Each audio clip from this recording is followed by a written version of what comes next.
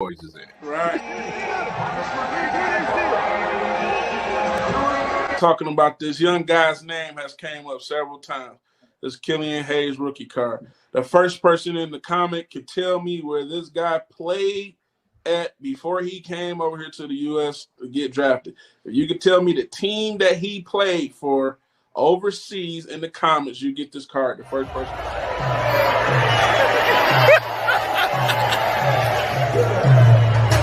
Come on, C-Snoop. Come on, C-Snoop. Come on, Marco. Yeah, baby. Okay. We're going to do something back-to-back. We're going to give another one back-to-back.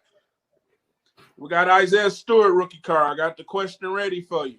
Beef stew. Listen, Isaiah Stewart rookie card, man. We're not going to give away no trash here. We're going to give y'all away some stuff that you know that's going to be worth something.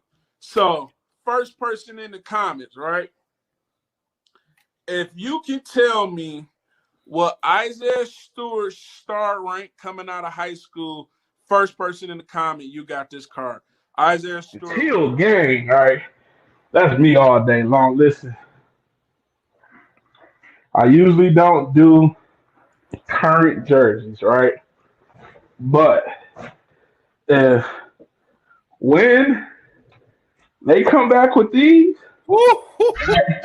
and that K Cunningham, you know, we got to get that right. But that man, listen, that's it. Listen, that's it. Listen, I'll be back. Listen, that's it. Listen, I need the Teal back, please. We Teal ganged out over here. I mean, you got the real like pony hair on there. Oh, look at King, y'all. Look at King. He had to go get his top office too, you know. But yeah, man. Listen, you know, I had to, we had to bring these out. You know. You know,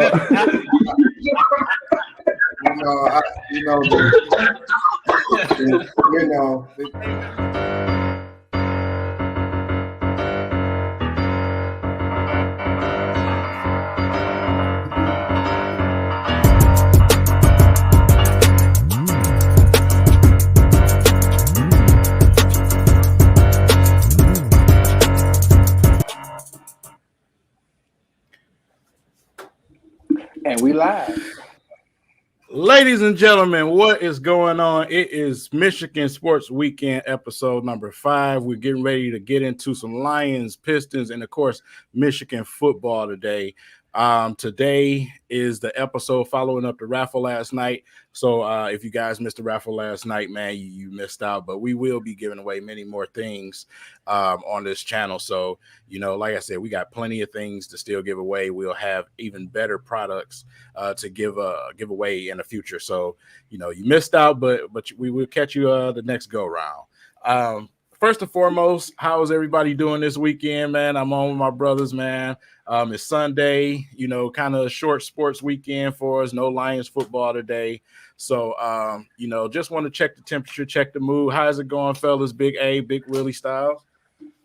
What up, dog? Hey, listen. It's I'm looking forward to, you know, remainder of the season going on, man. Like I said, we had a good time yesterday with the raffle, man. A lot of participation, a lot of great stuff gave away yesterday.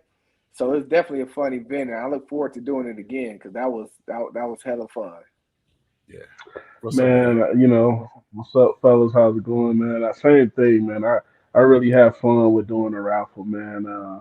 That's, you know, one thing. You know, when we was getting off, we saw some people coming in. Like as we was getting off, man. That's why you got to make sure you're following us on all these social media platforms. You know, Facebook, Twitter, Instagram, and for those who missed, man, we let you like once your name got pulled, you got first dibs to pick what you wanted, man. So it was like we gave away some great stuff, man. We gave away 4K Cunningham rookie cards. You know, we gave away 2 Calvin Johnson rookie cards, Matthew Stafford rookie cards, Jamar Chase, Justin Fields. And we even gave away the ball lawnmower 4.0, you know. So we gave away some stuff, man, and you know, for like King say, you know, we will be having another one. We're gonna go to it'll be at 500 subscribers, you know, and the things that we give away is gonna only go up more and more and more, you know, as you come in, please make sure you like, subscribe, and share. Tell a friend, you know. As people was coming in late, as we was in the middle, King was throwing their name in the pot.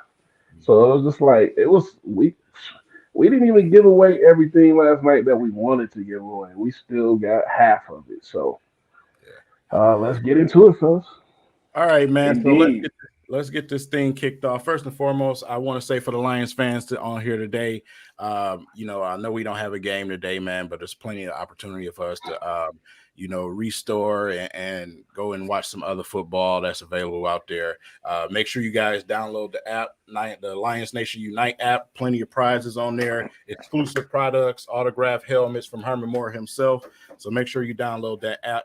And we'll give you guys the format. First and foremost, we're going to go into the Lions reels briefly. Then we'll go into Michigan and Michigan basketball. And then we'll talk Pistons and Motor City Cruise. I know a lot of people want to talk about that, especially after last night with Saban Lee. So let's kick it off with the Lions, man. We got the Steelers next season. I mean, good Lord, next week.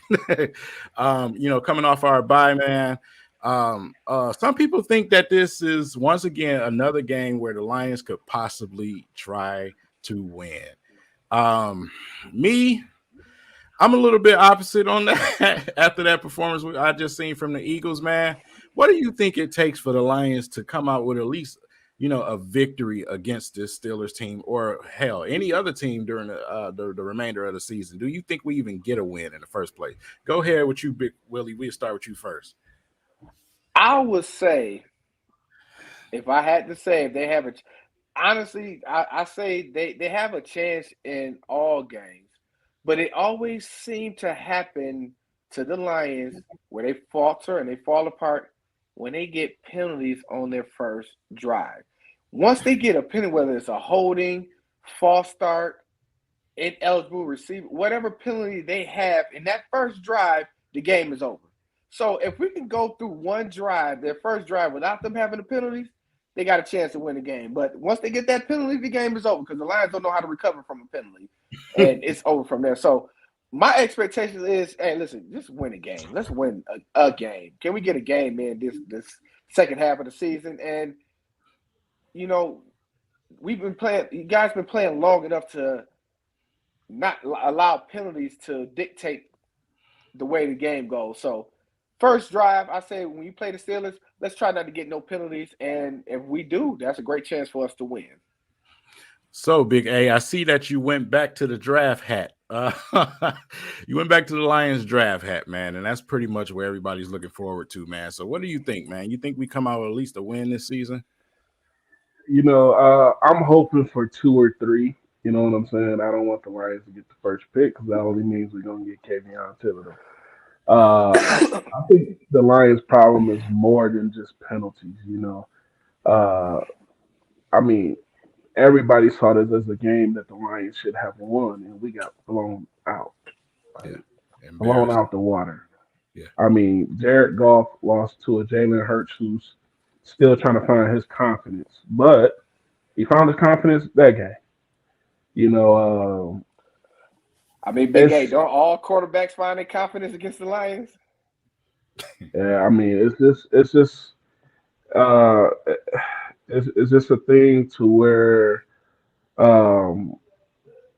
we, you know, it's gonna have to be some changes all the way at the top, and that's starting with the Ford family and the way that they run this team. You know. Yeah, not gonna happen. I know, but yeah, don't even. Yeah, we don't even need to speak. But that's what I'm saying. It's more than just penalties with the Lions. It's a whole the infrastructure and all of it that goes with, you know, the team. So,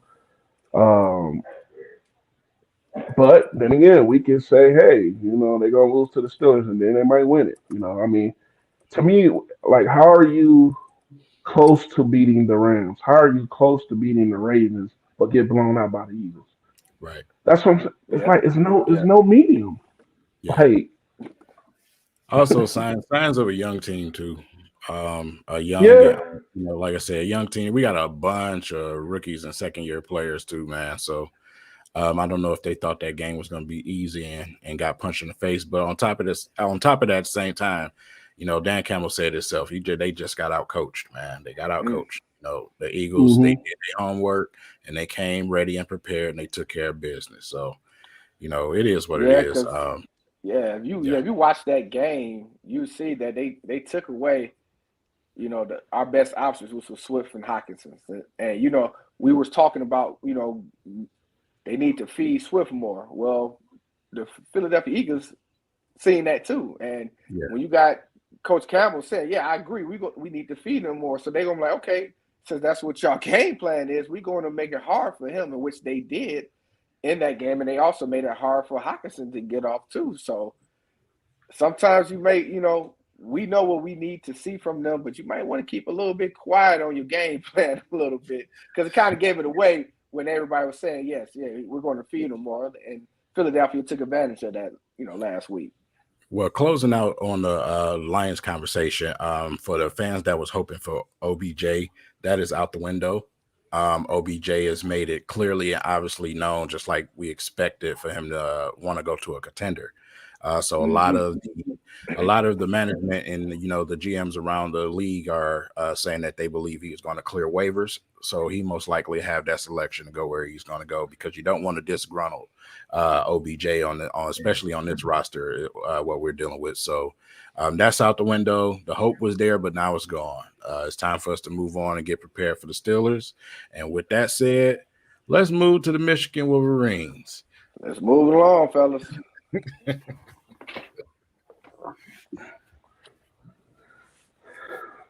All right, hat switch, man. Big A, take us there, man. Michigan football, Hutchinson, Ajabo, man, the whole nine. Take us there.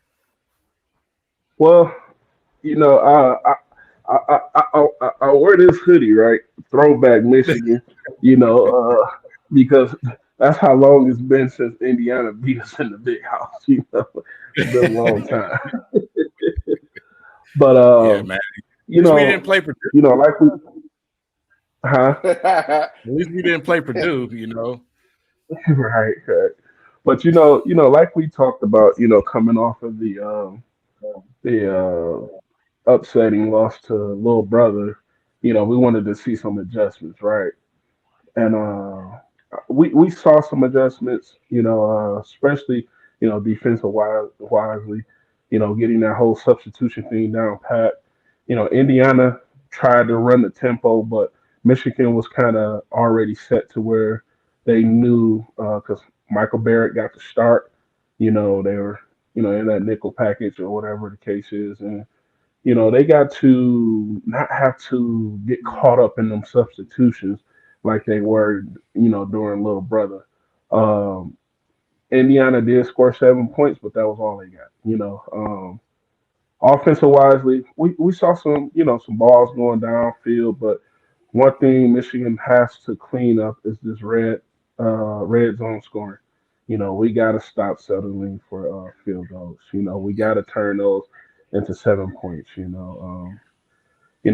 got a lot of guys back from injury, but then we got a lot of guys that went out on injury this game also. So just checking things and seeing things in the background.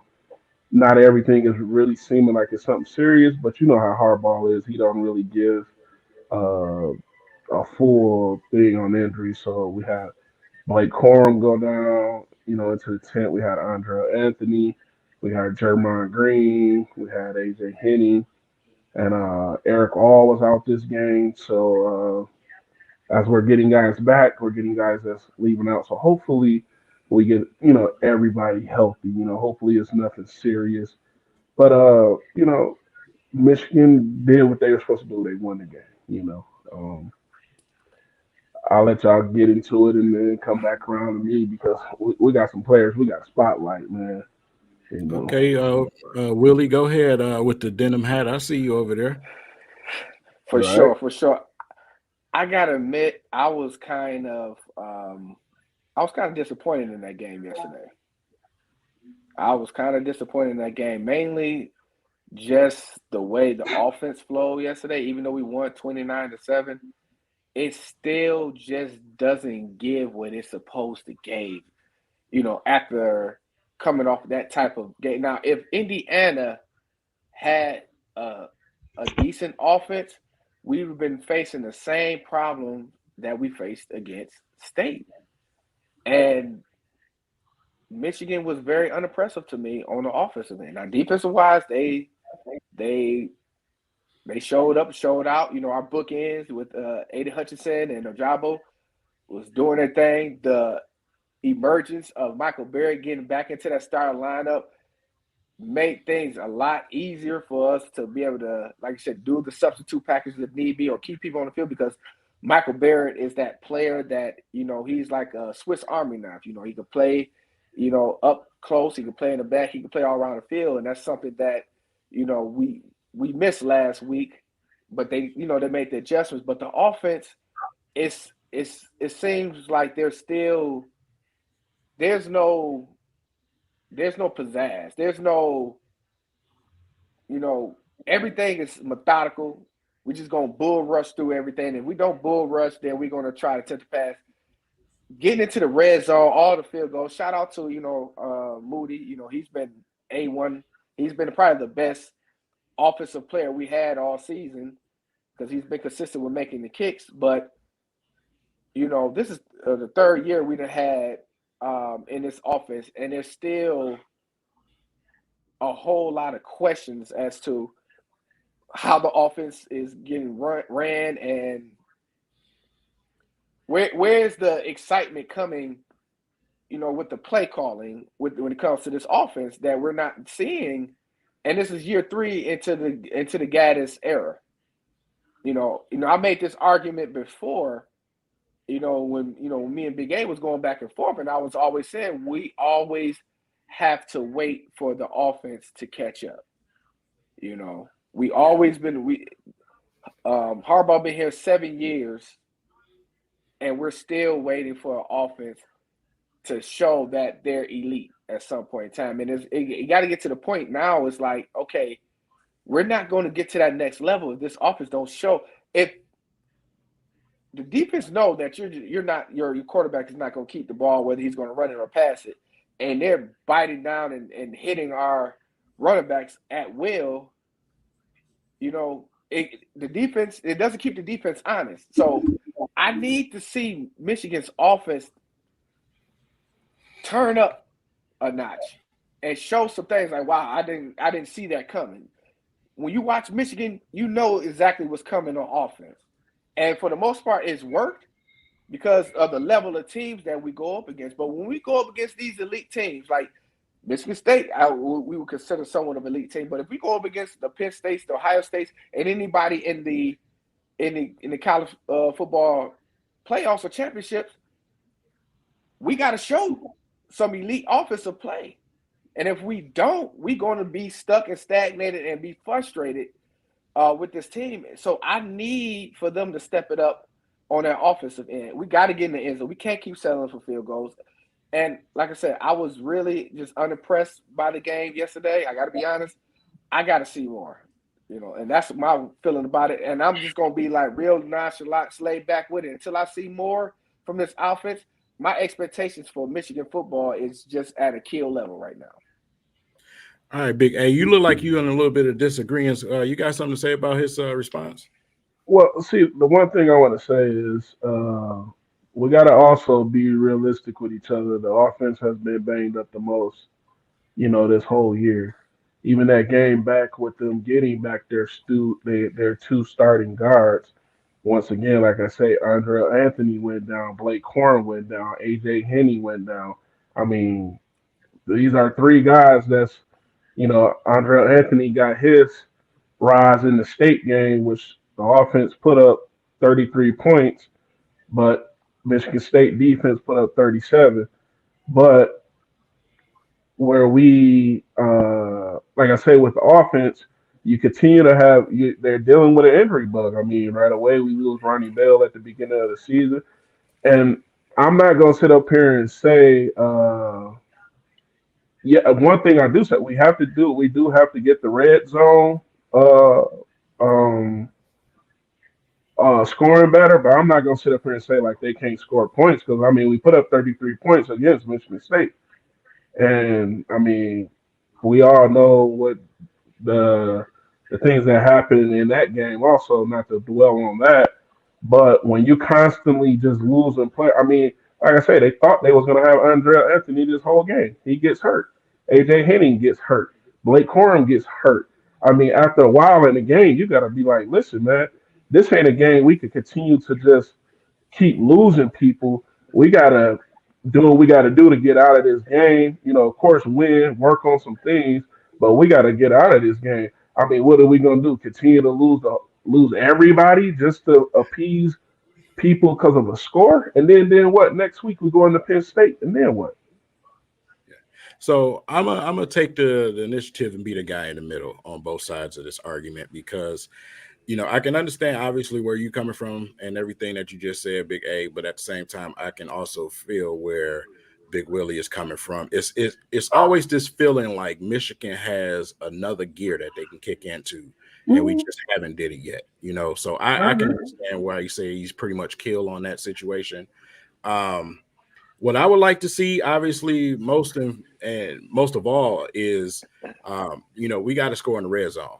You know what I'm saying? Right. We have to score in the red zone. If we score in the red zone on some of those possessions against Michigan State, we're having a different conversation here. We don't give the referees the opportunity to fuck us over. You see what I'm saying? Right. So I can get with what both of y'all saying. I totally understand that. So, we going up against Buffalo. Then after that, we go up against the Big Penn State. So, with Penn State, coming up on the schedule, I don't want to look past Buffalo, but I mean, come on, bro. Anyway, Buffalo is basketball, but we got we got Penn State. This Saturday. I mean, yeah. I'm looking at my thing right now. Wait a minute, what am I talking about, bro? That's but basketball. We got Penn State next. Yeah, that's basketball. Yeah. We got Penn State next, and like I said, with Penn State.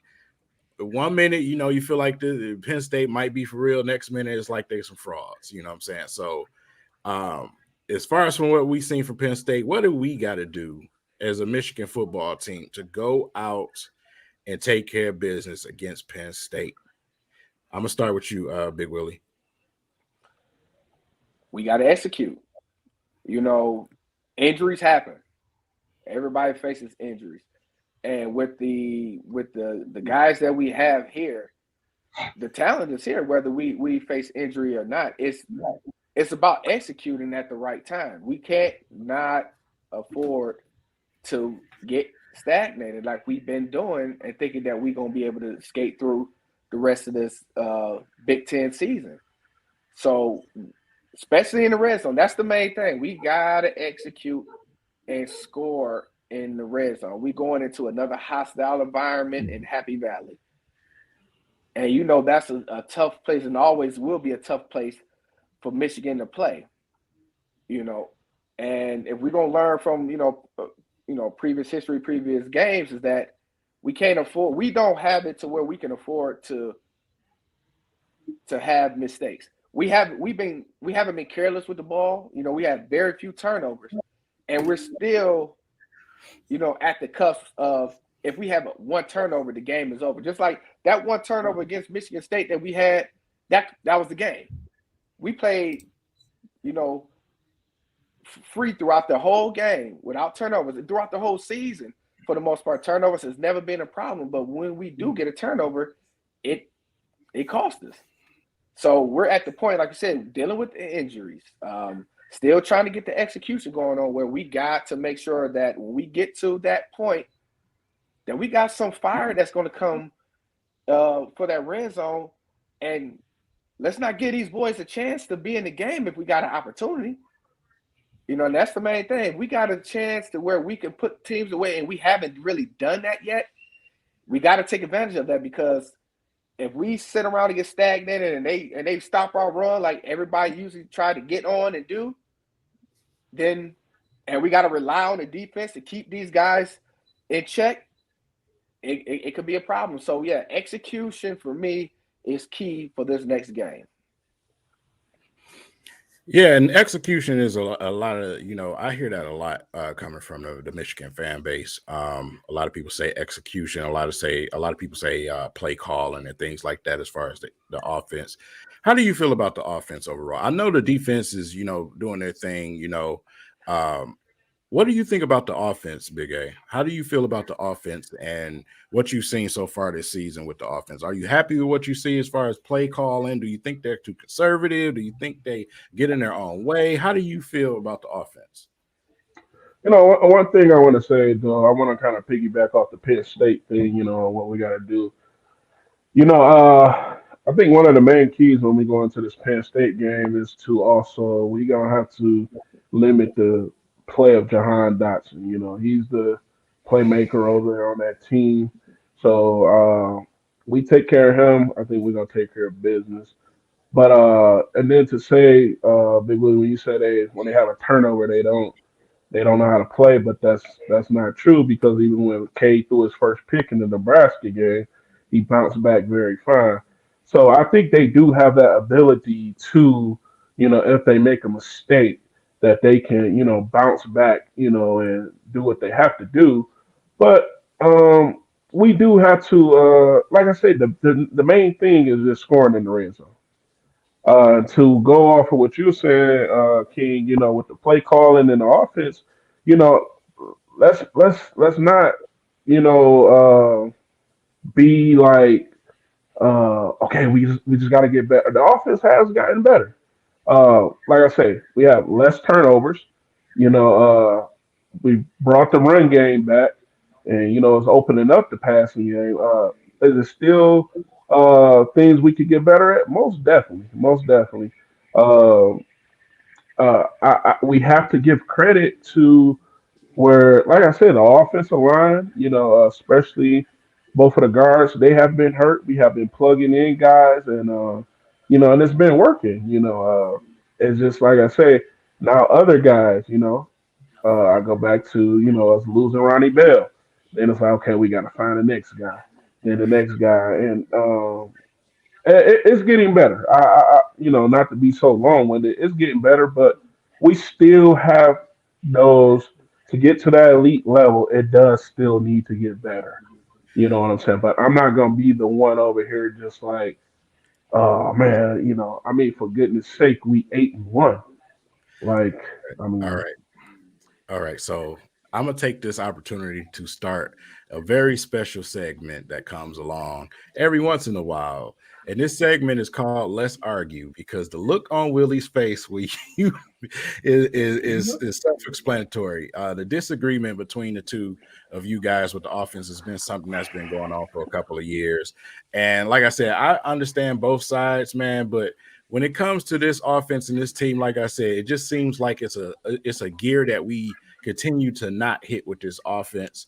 I feel like we just need to be more aggressive at times. So let's have it, Willie, because you got that look like I'm not buying it. Go ahead, Willie. Let's start it. Listen, we can't keep using them same excuses that we've been doing for the past couple of years, and we've been arguing about this for years about play calling, play selection, getting the best out of our players, and it just hasn't been there consistently enough for us to get to the next level. I don't care what we did up against these other teams that we keep on winning against. That's the bottom of the Big Ten.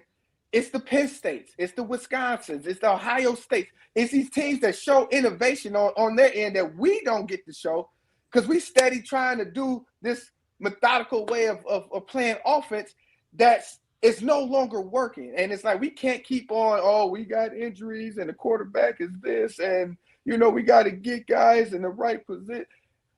The time is now. Okay, the time is now.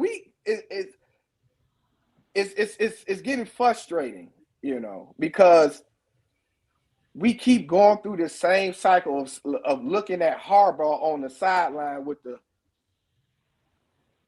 dun-dun-dun face, because the offense is not where it needs to be. But you see it coming from the Penn State. You see the innovations, even like you said in the Nebraska game where the turnover didn't cost us. It tied the game up. Luckily, we got a turnover on that end of Nebraska, or that'd have been a different situation. Or like you said, in the Michigan State game, we couldn't. After we got that turnover, they scored. We didn't have the innovation to get that ball back down the field because we don't. There's nothing exciting to say, wow, okay, that's a play. And it got to get to a point to where if we got to, it's always next level for me because I'm tired of losing to the Penn States. I'm tired of losing to the Ohio States, watching them with their type of plays.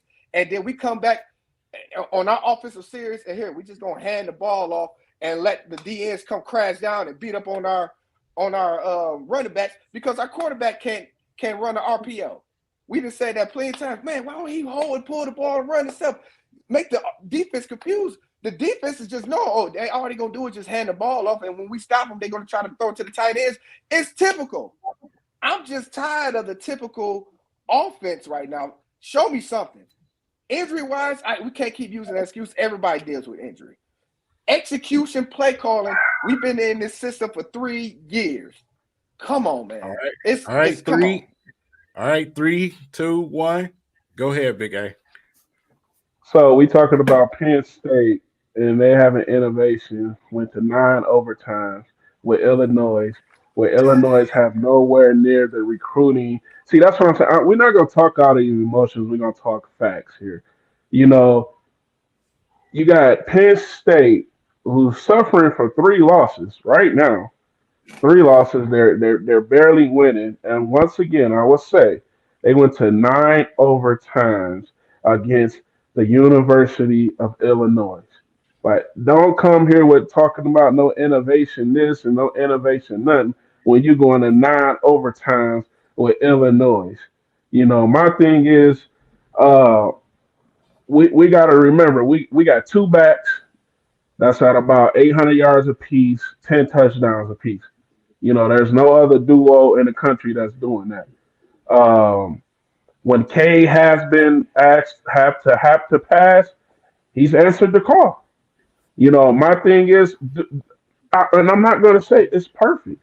I'm not going to sit up here and act like, you know, it's not things that have to be worked out. Yes, it's things that still have to be worked out. You know, sometimes some of the calls, yes, you'd be like, man, why the heck is he doing this? But then again, sometimes, you know, like if you look at the Cornelius Johnson thing, you know, the 50-yard bomb last night, all of that came out of just constantly running it up the middle and then you taking your shot. You know, so sometimes in the minds of play caller, they're not just looking at what's at right there in the face.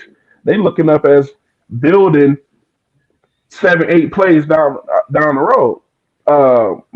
Once again, I will say I agree. The red zone offensive scoring needs to get better. We saw a little adjustment in that with them going to Scooney, you know, tight end out for a touchdown instead of, you know, doing our typical, you know, RPO, you know, running it up the middle or whatever the case is. But I'm not gonna sit up here and be giving credit to Penn State, who got 3 freaking losses, went to 9 overtimes with Illinois, and we talking about an offense that's talking about some innovation. I mean, we look at the score of the game. What was innovative about that? Like, I mean, we gotta. That's the thing also about Michigan fans. We so spoiled because they've been winning for so long, and now we in the part where, you know, we gotta climb back up or whatever the case might be, and we switching through stuff. And I mean, let's be real. The only team we hadn't beat is Ohio State. Like, I mean, let's not like act like Penn State just been winning. I mean, uh, we gonna see this Saturday. It's gonna be a total different game, you know. So I mean, like I said, I don't agree with that. I'm not gonna sit up here and talk about Penn State and what explosive offense they got, and they couldn't even beat Illinois. So to me, I just feel like that's not. That's just a hypocrisy to me to say that. All right. So I get where you're coming from with that situation. I see you still in disagreement. Do you have anything else you want to say about it, Big Willie?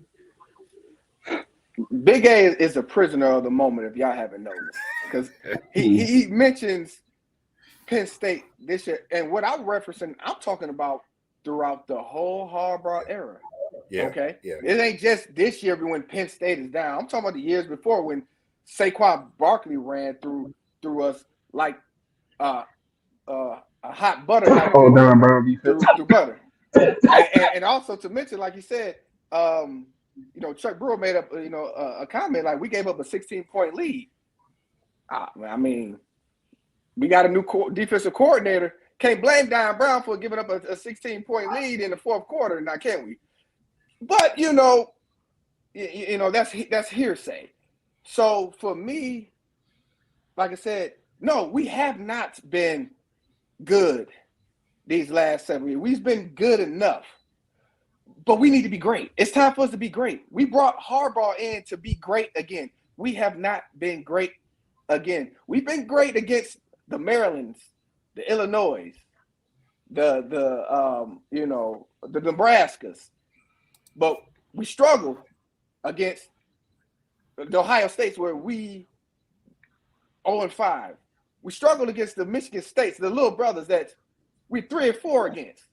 We're 2-2 and we're 3-3. We're splitting between Wisconsin's and Penn State's where we normally would just be running through these teams. So at this point, what the purpose of this team and the purpose of over the years and what the purpose of bringing Harbaugh is that we're trying to be great again, be dominant again, and we just haven't been. And the main thing, and that was my biggest argument with Big A before, was our offense hasn't been consistent enough to say that. And we got to get there. And that's my main thing. We got to get there. And that's why I'm kind of killed, because watching that game yesterday, it was just unimpressive to me, even though we had some big moments, of course, but that tier team that we went up against, that was expected, and we kind of barely got by if we didn't score the touchdowns like we needed to. And if they had an offense, it would have been a different game. So I'm not going to say, the Michigan looked good and they blew the team out. That wasn't really, So we got to. Otherwise, we're going to be sitting here frustrated come Saturday when we're supposed to beat the Penn State and they're lingering around because we can't get the ball in the end zone. It's at that point now, like, listen, ain't no more excuses for me. All right, so I'm gonna give you a opportunity to rebuttal, Big A, and then after that, we're gonna move on to Ohio State. Well, after this rebuttal, man, I just want to also spotlight a couple guys. But what I want to go back to saying, right? So they say we gave up a 16-point lead to Michigan State. You know what I'm saying? And my thing is like, here we go. We got Mike Macdonald, his first time coaching in this rivalry game. We know the atmosphere, and we ran into some issues, right? We ran into some issues, and when you see those adjustments, this game, it's a difference. But then again, we go in here and we sit up here and we say, oh, Indiana's this and that, Indiana's this and that, right? But this is the same Indiana team who was a pick away from beating Michigan State earlier in the season. So let's not act like, you want to look at the record of a team of Indiana, but you're not looking at the record of the team against Penn State, who took 9 overtimes and lost to Illinois. So my thing is, it's like we got to also be realistic and we got to talk facts when we talking about, what Michigan is doing and what Michigan is not doing. My thing is there some wrinkles we got to do? Yes, it is. Most definitely some wrinkles we got to get taken care of. And to try to talk about, when Don Brown was here, yeah, you mentioned Saquon Barkley and whatever the case he was doing. Yeah, that's when Don Brown was here, but that ain't happening. Like I said, you go back to the that ain't happening. You go back to the state. I didn't interrupt you. No. You go back to the state game, and every time Kenneth Walker he scored or ran off a big run, that's when Mike Macdonald was trying to do the substitution thing, and we was getting I think we had like 6 or 7 penalties for illegal substitute. You know what I'm saying? But like I said, if you see that Indiana was trying to do that, you see the adjustments. If you're going to sit up here and say, oh, Michigan ain't adjusting, I mean, let's be real. We have freaking Don Brown here, and he'd be 3rd and 26 going on man coverage the whole game. At least they are adjusting when they go into the half and going into the next game. So it's like we not gonna sit up here and say that. And then again, and when they win out, I don't want to hear nothing because that's what's gonna happen. They're gonna end up winning out, and they'll go, oh well, oh well. Like we gotta stop with this whole, oh, ain't nothing happening. This is a total different offense, total different defense this year, and you can continue to shake your head because that money ball ain't there, not at all this year. You know what I'm saying? And Michigan scoring way more points on offense. It's statistically facts. They scoring more points on offense and not giving up nearly as much yards and scoring on defense. Now, that was And great argument. Go ahead. What, you got something else? and to speak, I also want to say this, and you can just see the difference. Look at David Ajabo, man. This guy's on pace for breaking Michigan's, single season sack record. Also, Aiden Hutchinson, same place. He's on pace for breaking it, and it's just from one year to the next year, a total difference. Total difference. A total difference in the numbers. You can just tell by the way these guys are flying around like that. I mean, to see the leap that Jabo has taken, man, you can credit it to one, his hard work, and to this coaching staff. I mean, if we're gonna praise Mike McDonald for all the good he did, we can't sit up here and come down on him. Yeah, he had what, a bad half. A bad half. And here we go as Michigan fans, ready to, oh, it's the same thing. It's the same thing. It's the same thing. And it's not the same thing. He had one bad half. I mean, against a guy that's having a great year. You got to give him that. But if we gonna sit up here and say, when you look at the difference in the level where these guys are playing, I mean, our starting DN 8 sacks, 7 sacks, and then you got a guy like Taylor Upshaw. Oh, I mean, he lived in the backfield last night, man. He had his breakout game. You know what I'm saying? I mean, hey, everything ain't gonna be perfect, man. But I see the difference. I'm not sitting up here somebody the same on thing. Ain't no way you can say that. All right, I'm gonna give you an opportunity to go ahead and get your audio together, Big A, because you sound a little far away right now from dropping your mic. So, with that said, I can feel the argument. This argument will go on all day, man. If I don't cut it here, I'm telling you, between these two. I'm trying to keep the show clean for you guys. But one thing I'm gonna say, I can feel you, Big A. That's one thing I was gonna say about the defense, at least. Total change, total difference from Don Brown within 1 year. My biggest bone to pick is always just with the offense. Like I said, I just need to see more. I just feel like we have a dinosaur style offense, bro. I want to see, and at times it's so predictable, on what we're doing on the offensive end. I just want to see some innovation, but at the same time, like Big Willie mentioned earlier, everybody and their mama know that Cade is not going to pull that ball. You know what I'm saying? So it's like, what are we even doing here? And stuff like that. We playing against OSU. We got Penn State coming up. You know what I'm saying? It's going to be interesting to see what type of offense we get out there, because we cannot go into the red zone and kick field goals to beat these teams. We have to put that pressure on them.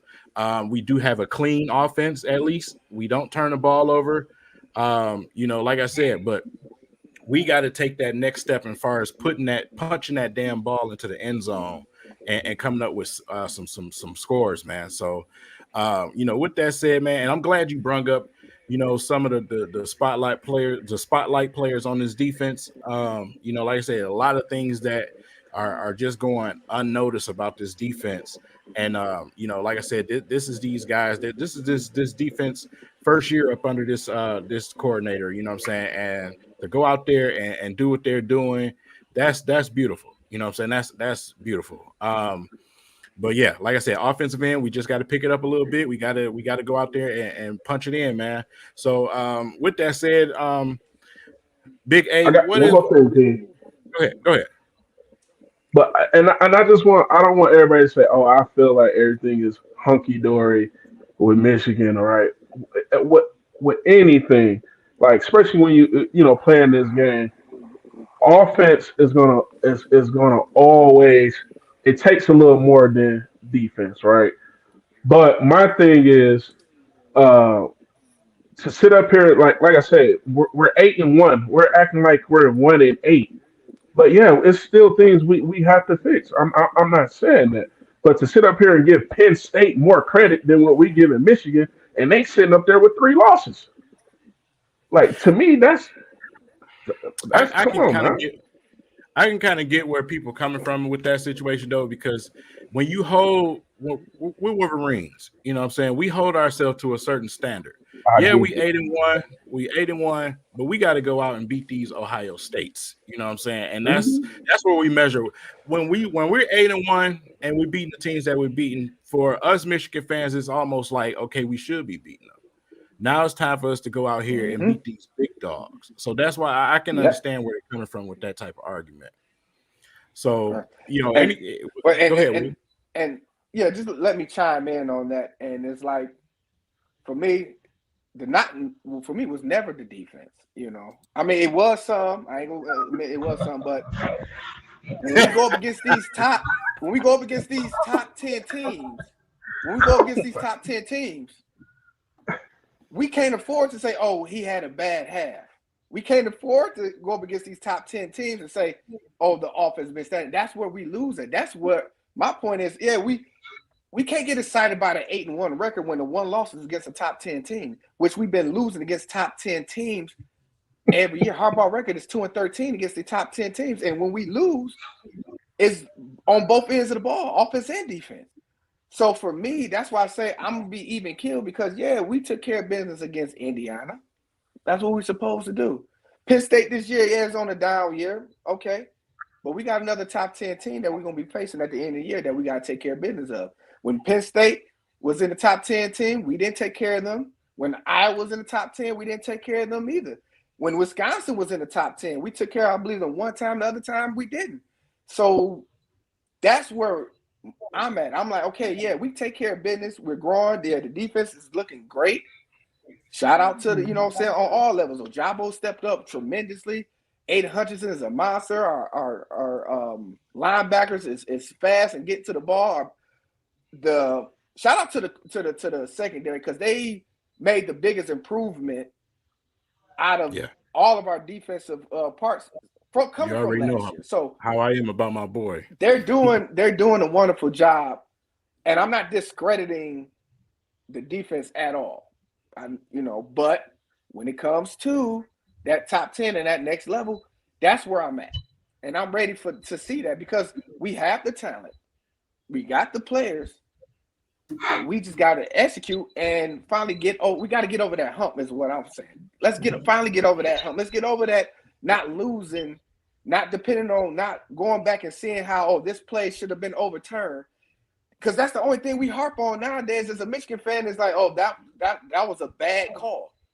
Like that's our claim to fame is that we got bad calls against us instead of us overcoming and winning these games like we need to. And it's like our biggest thing, our biggest thing that we got to hold on to in this Harbaugh era is that Barrett was short. I'm just saying, it's time for not Barrett to be short, for Michigan to be victorious, and that's where I'm at with it right now. All right, final rebuttal. Like I said, I just want us to, and I get it, right? We feel like we Michigan fans. We feel like we have to, like you said, we should be beating these teams and this and this and that, right? You know, one thing we got to remember, before Harbaugh, we wasn't getting the players that we're getting in here now. Harbaugh is, and his staff has recruited in Texas. We have recruited in Florida, Georgia, Alabama. I mean, places we wasn't able to, get players from. And yeah, I get it, right? It's like, man, okay, enough is enough. But one thing I want to also say, right? Even the players say this. You know what I'm saying? You had guys like Vincent Gray who was saying, yeah, they couldn't even talk to the coaches. They couldn't even suggest anything. We're running this and that's it. And like they even said, it's a total difference with the staff this year, and you could just tell by the play. You could tell. You could tell these guys that they're not playing as individuals. They're not playing as okay. This is just a stop, and then I'm heading out, man. You know what I'm saying? I know they felt that loss of what happened. But I'm saying we also gotta we can't just keep oh man, we should just be perfect. We should be going out there throwing for 500 yards and all of that. Like that ain't what every team is built like. Not every team gotta throw for 500 yards to win games or win a championship. It's more than one way to skin a cat. Like I say, I know I just got faith. These guys are going to make sure they get it done. So like I say, we got some studs out there, man. Like I say, look, Ajabo, second year, man. It's a kid from Scotland. I mean, look at the transition in 1 year in Mike McDonald's defense. We all knew what Aiden was. He just had to get the dang on chain and the leash off of him, man. I mean, look at it. I mean, it's all the way around. I just feel like, it's gonna come too, man. It's gonna come too. We don't have all the turnovers on offense, and we ain't giving up the big huge plays on defense. So all right. And So yet we still lost to Michigan State. So let's go ahead and move on. Look. I'm gonna go ahead. Lombardi ain't throw for 500 yards either. But Walker went 200 with 5 touchdowns, so we ain't gonna go there. This will literally go on all day. Like I said, as y'all can see yourself, it's good points on both sides of the argument. You know what I'm saying? So, like I said, we do want to keep it Michigan right now before we get ready to switch over to the Pistons. We got Michigan Wolverine basketball coming. Yes, indeed. Like I said, my main thing this season, I want to see where my boy Hunter is where he's at, man. I want to see the improvement in my boy Hunter Dickinson this season. King, Big Hunter. King, listen. Hunter is gonna be it, but bro, you are going to fall in love with Masa Bute. Oh yeah, I already have. He is mad. Oh, yeah, man. I got as many highlight clips as I could in that little game. But I'm ready for it, man. I'm ready to get this thing going. Hey, listen, Big A, I'm looking forward to the depth that we're going to have this year. It's going to be man. Listen, we should be Final Four national championship bound this year. That's the way I feel. I don't know how you guys feel about it.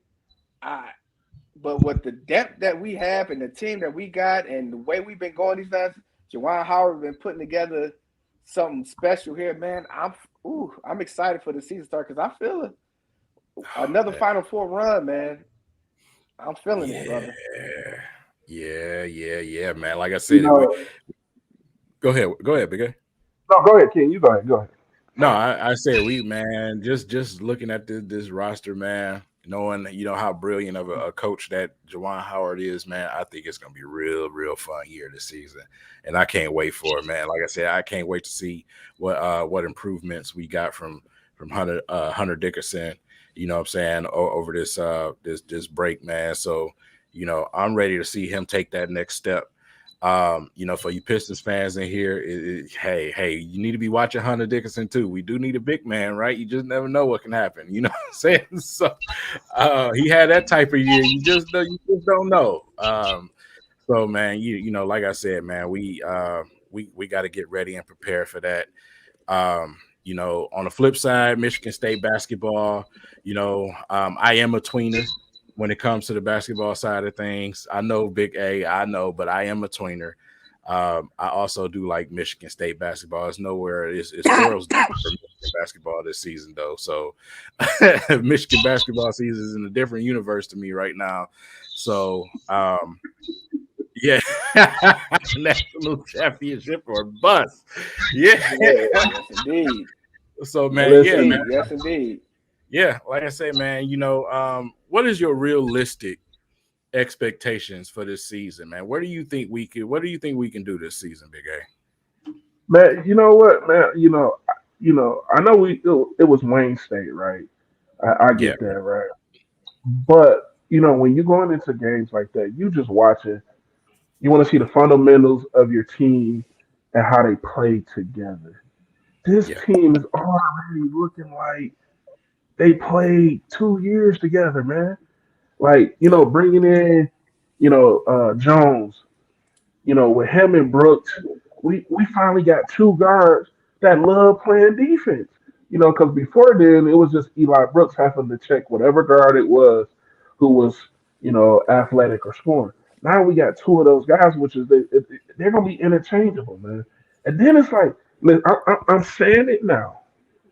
I'm saying it now. Listen, Caleb Houston, he has the tools to be like a next Grant Hill, man.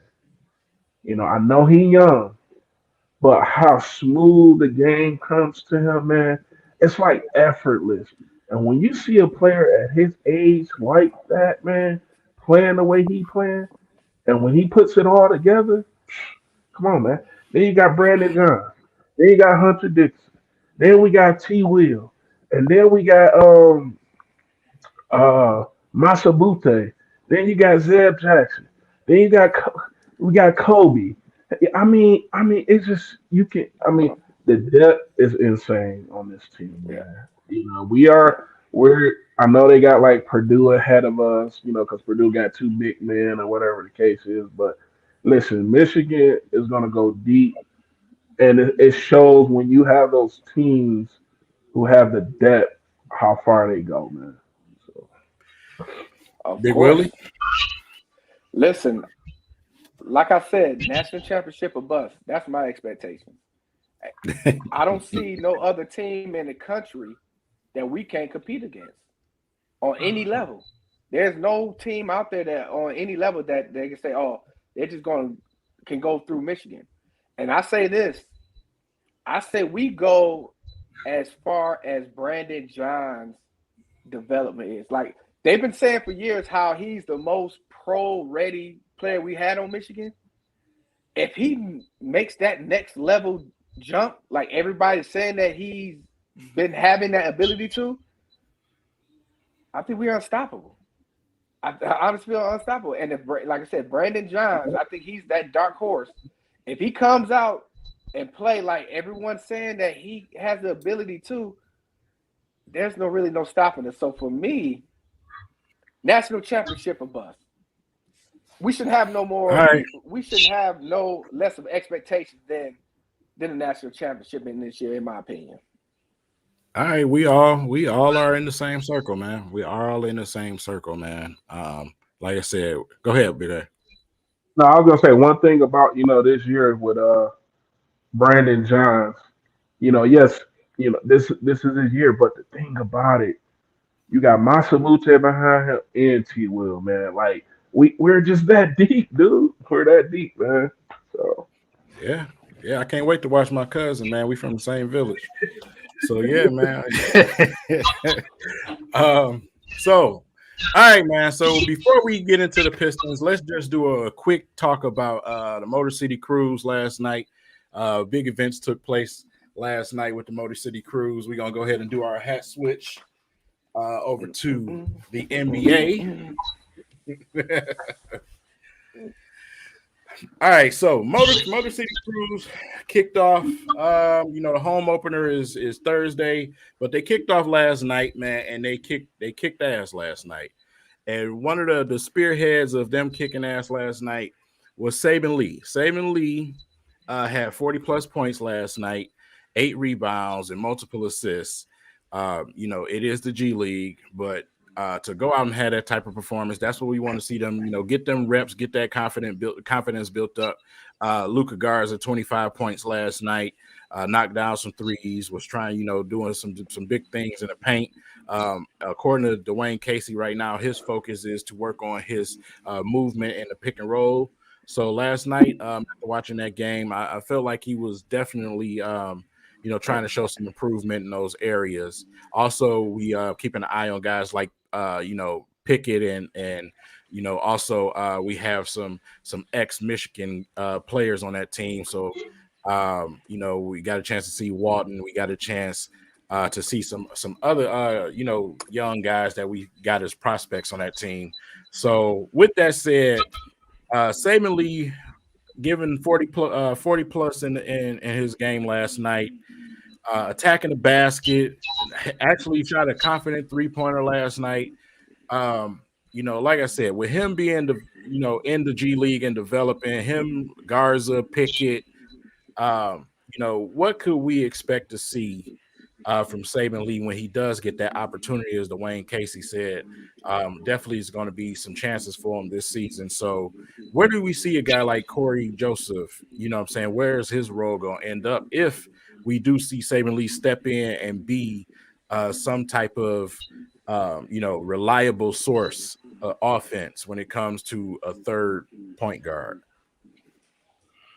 Well, I would say with Corey Joseph, he's still a veteran guy. Yeah. And veteran guys know, especially in Corey Joseph's position, he knows he's in as a utility person anyway. He's not in here to come in and really try to take over anything. He's come in to help.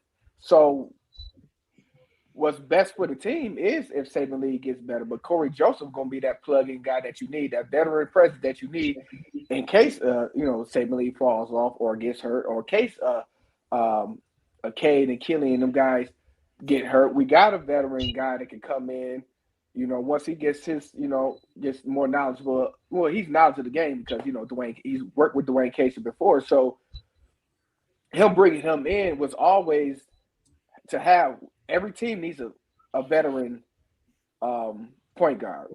And he wasn't coming in to start. We know that. He wasn't – more likely, if Saban Lee was taking that next leap, he wasn't coming in to be the second guy. He was going to come in, if everything worked the way it's supposed to be that third guy to come in. If we have issues where Saban Lee and Killian have an off night, he can come in and settle things down because he has that championship pedigree, He knows what it's like. He's been in this league. So I don't mind it. I don't mind what he's doing at all. As far as like the G League goes, I'm glad they got the two-way contract with these guys because a lot of the time with Garza and Saban Lee, they was going to spend a lot of time on the bench being cold. So why not have them go over there into that G League and keep warm and keep active and keep working on their game so when they do get called up, they just won't be thrown into the fire cold.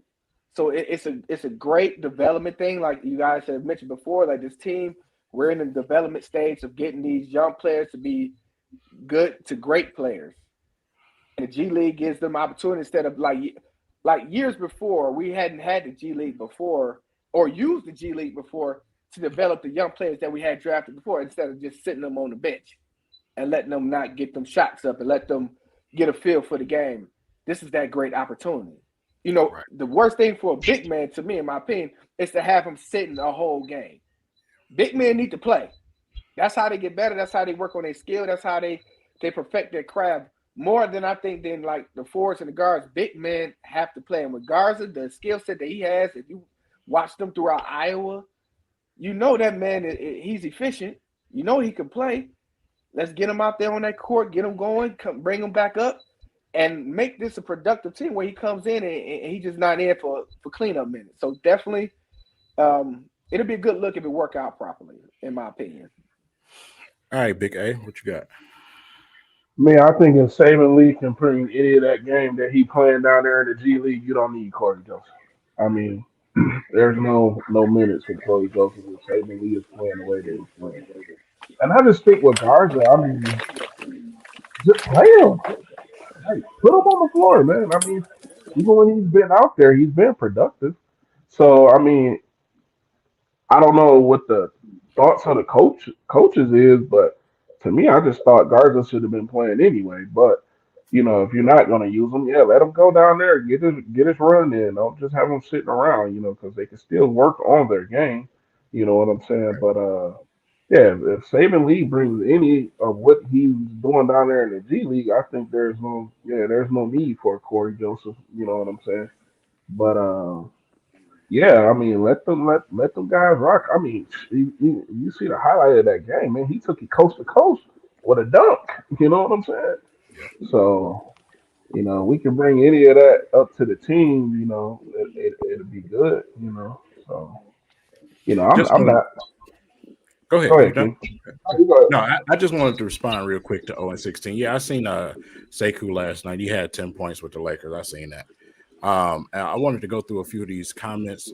We didn't even really get a chance to shout out some of the guys that's in here. So first and foremost, Oh, Yes, indeed. shout out to everybody that's in here. Dave Sloan, Johnny, 0-16, Nomis, Maurice, all the guys, Joshua, Chuck. We see you guys in here. Wally, Nate the Great, everybody that's in here, Harrell, appreciate you guys for coming in and taking a listen with us.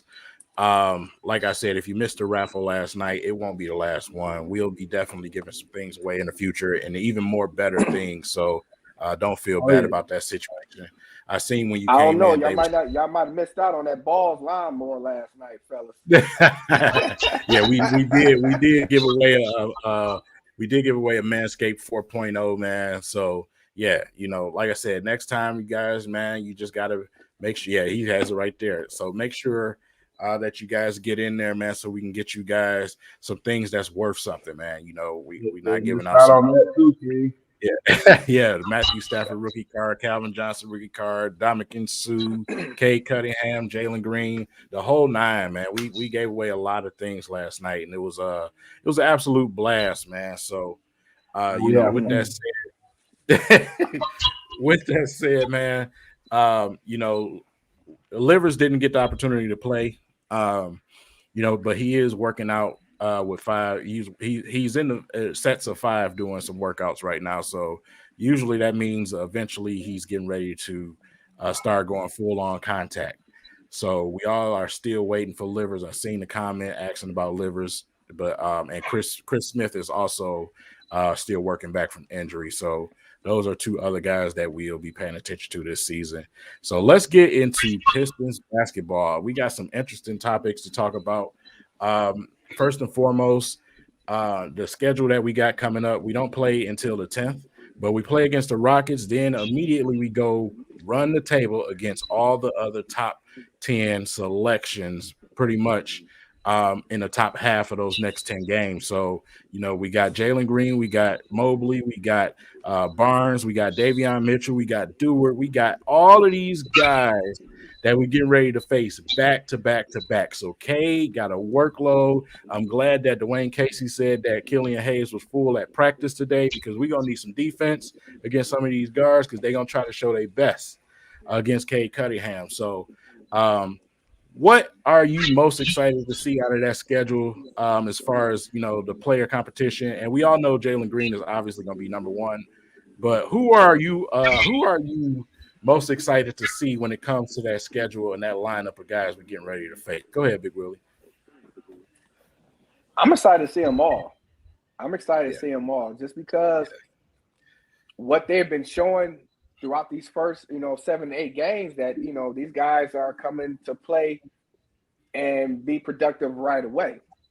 And I'm excited to see that, them go because they're going to go. Like I said, they're going to make sure they show themselves against the number 1 draft pick. And I'm hoping and I'm believing that Cade he knows that, so he's going to show up as well. And that's what we're looking forward to see. I'm glad that he's finally able to get some games up under his belt. I think right now, like I said, they got several days of rest. They got practices they're able to get into. And like I said, we're going to begin guys that, actually not guys, just teams that we should be able to have, good games and, come out with victories against. The first 10 games of the schedule was brutal. Yeah. Going against the top tier, East Coast teams. And, we had games where we fought hard, just missed on opportunities, other games where it got away from us. So this is a great opportunity for us to get back on track, to get back into, get some games up on our belt, get some wins up on our belt, get some momentum up on our belt. So, of course, the first game against Jalen Green is going to be a nationally televised game. So that definitely is going to put, everybody watching these 2 young studs because let's be honest, Jalen Green, he was just a pinball away from being the Detroit Pistons. Right. So to see if he flourishes, to see if K flourishes, is going to be great entertainment. And we're going to have that for years and for for several games. The K versus Jalen Green debate, just like it's kind of like similar. Well, it's not similar too, but there was a LeBron and Carmelo debate for a little bit too, but it kind of gives that feel because of the tier of players that these two coming out together, how close, the 1 and 2 they said it was supposed to be. So, but for me, it was always Cade all the way. I think everybody who's going to get the number 1 pick was going to go to Cade, but some said otherwise. I believe it could have been Jalen Green. So that game coming up Wednesday, nationally televised, I definitely going to be paying attention to, and I'm looking for a great outcome on that game. Big All right, what's up, man? I'm kind of on the same thing. One thing, of course you say Jalen Green, but one of the most consistent rookies has been Chris Duarte, right? He's also one of the more older guys, so I most definitely want to see that matchup. As you go through it,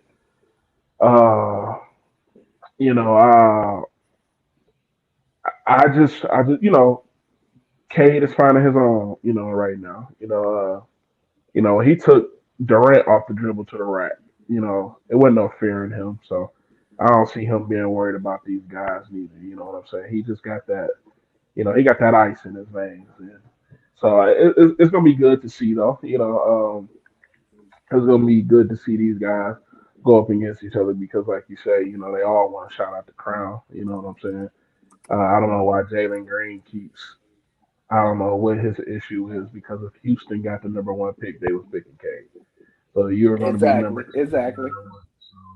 I don't know why he thinks of Houston. Go ahead. Well, it's just a competitive spirit in the young fella. You know what I'm saying? But, like I said, it's the reason why the Pistons pick Cade. And it's obvious. It's been obvious over these first slew of games, even though I still feel like Jalen Green is going to be a really good player. But Cade offers more. He just offers more prototype. Jalen Green is very, very streaky. He's very streaky. For instance, last night he shot horrible again. 30 minutes, 9 points, 0 from 5 from 3 again. Him and Kevin Porter Jr. over there are pretty much the same. They're virtually the same. They both had a horrible night, and they are very streaky. But it's pretty much a one-trick pony with those guys. And the Pistons wanted more. They want more than a one-trick pony. They need defense. They need rebounding. They need somebody who can run the floor, not a guy that can just chuck up shots. So, like I said, that's what people just got to understand on why they took Cade over Jalen Green. Now, my matchup that I'm excited to see, obviously I want to see Scotty Barnes, man. Love Scotty Barnes' game. Love what he does on the court. He's just solid at everything. You know what I'm saying? He's a worker, man. He's a hard worker. And maybe because I'm a Pistons fan, I just respect that more. Duarte is a guy. He's the guy. He's been balling. But I'm looking forward to seeing Scotty Barnes, man. But again, when you look at the schedule, these are some teams that we could possibly go ahead and get our first, 1 or 2 game winning streaks against. Because, like I said, the Rockets are terrible on defense, and they're very streaky. They may have a horrible shooting night. So, this game being on a national stage, I know Jalen Green's he's going to shoot a lot of shots. So if that shot is not falling. Yeah. If that shot is not falling, that puts Pistons in a great position. I know that Christian Wood, he probably may try to have a night against the Pistons too. So it'll be interesting. It's going to be at multiple positions where you get some good battles, man. The Pistons got some work to do on the defensive end because these young boys, all they want to do is score and shoot 3-point shots. So they got a defensive assignment, and we got plenty of time over this week to get prepared for it. Go ahead, Big Willie, like you want to say something. Now, King, I know you kind of salivating because the Pistons gonna go against your boot thing, Miles Turner. I know you've been kind of like itching, saying like he should be in the Pistons uniform. So I know you're looking forward to that game when you get to see your boot thing out there going up against Jeremy Grant. Man. So my thing is, okay, of course, So there's some other names out there that I probably would prefer. But, you know, when you look at it financially and you look at what he offers, I just feel like Turner is a great he will be a great addition for them. He's not too old. He rebounds, he plays defense, but he can definitely stretch the floor. So in the offense that we have with the players that we have, especially with Isaiah Stewart, it gives him a counterpart down there that has some length, but at the same time, someone who can pop out to the three-point line and create space. So it just is perfect fit to me. But since you brung that up, I'm interested to know, who do you guys think that we should be trying to go after this season, man, maybe in free agency or, you know, however it may be, in order to add some type of punch down there in the paint? Blake Griffin.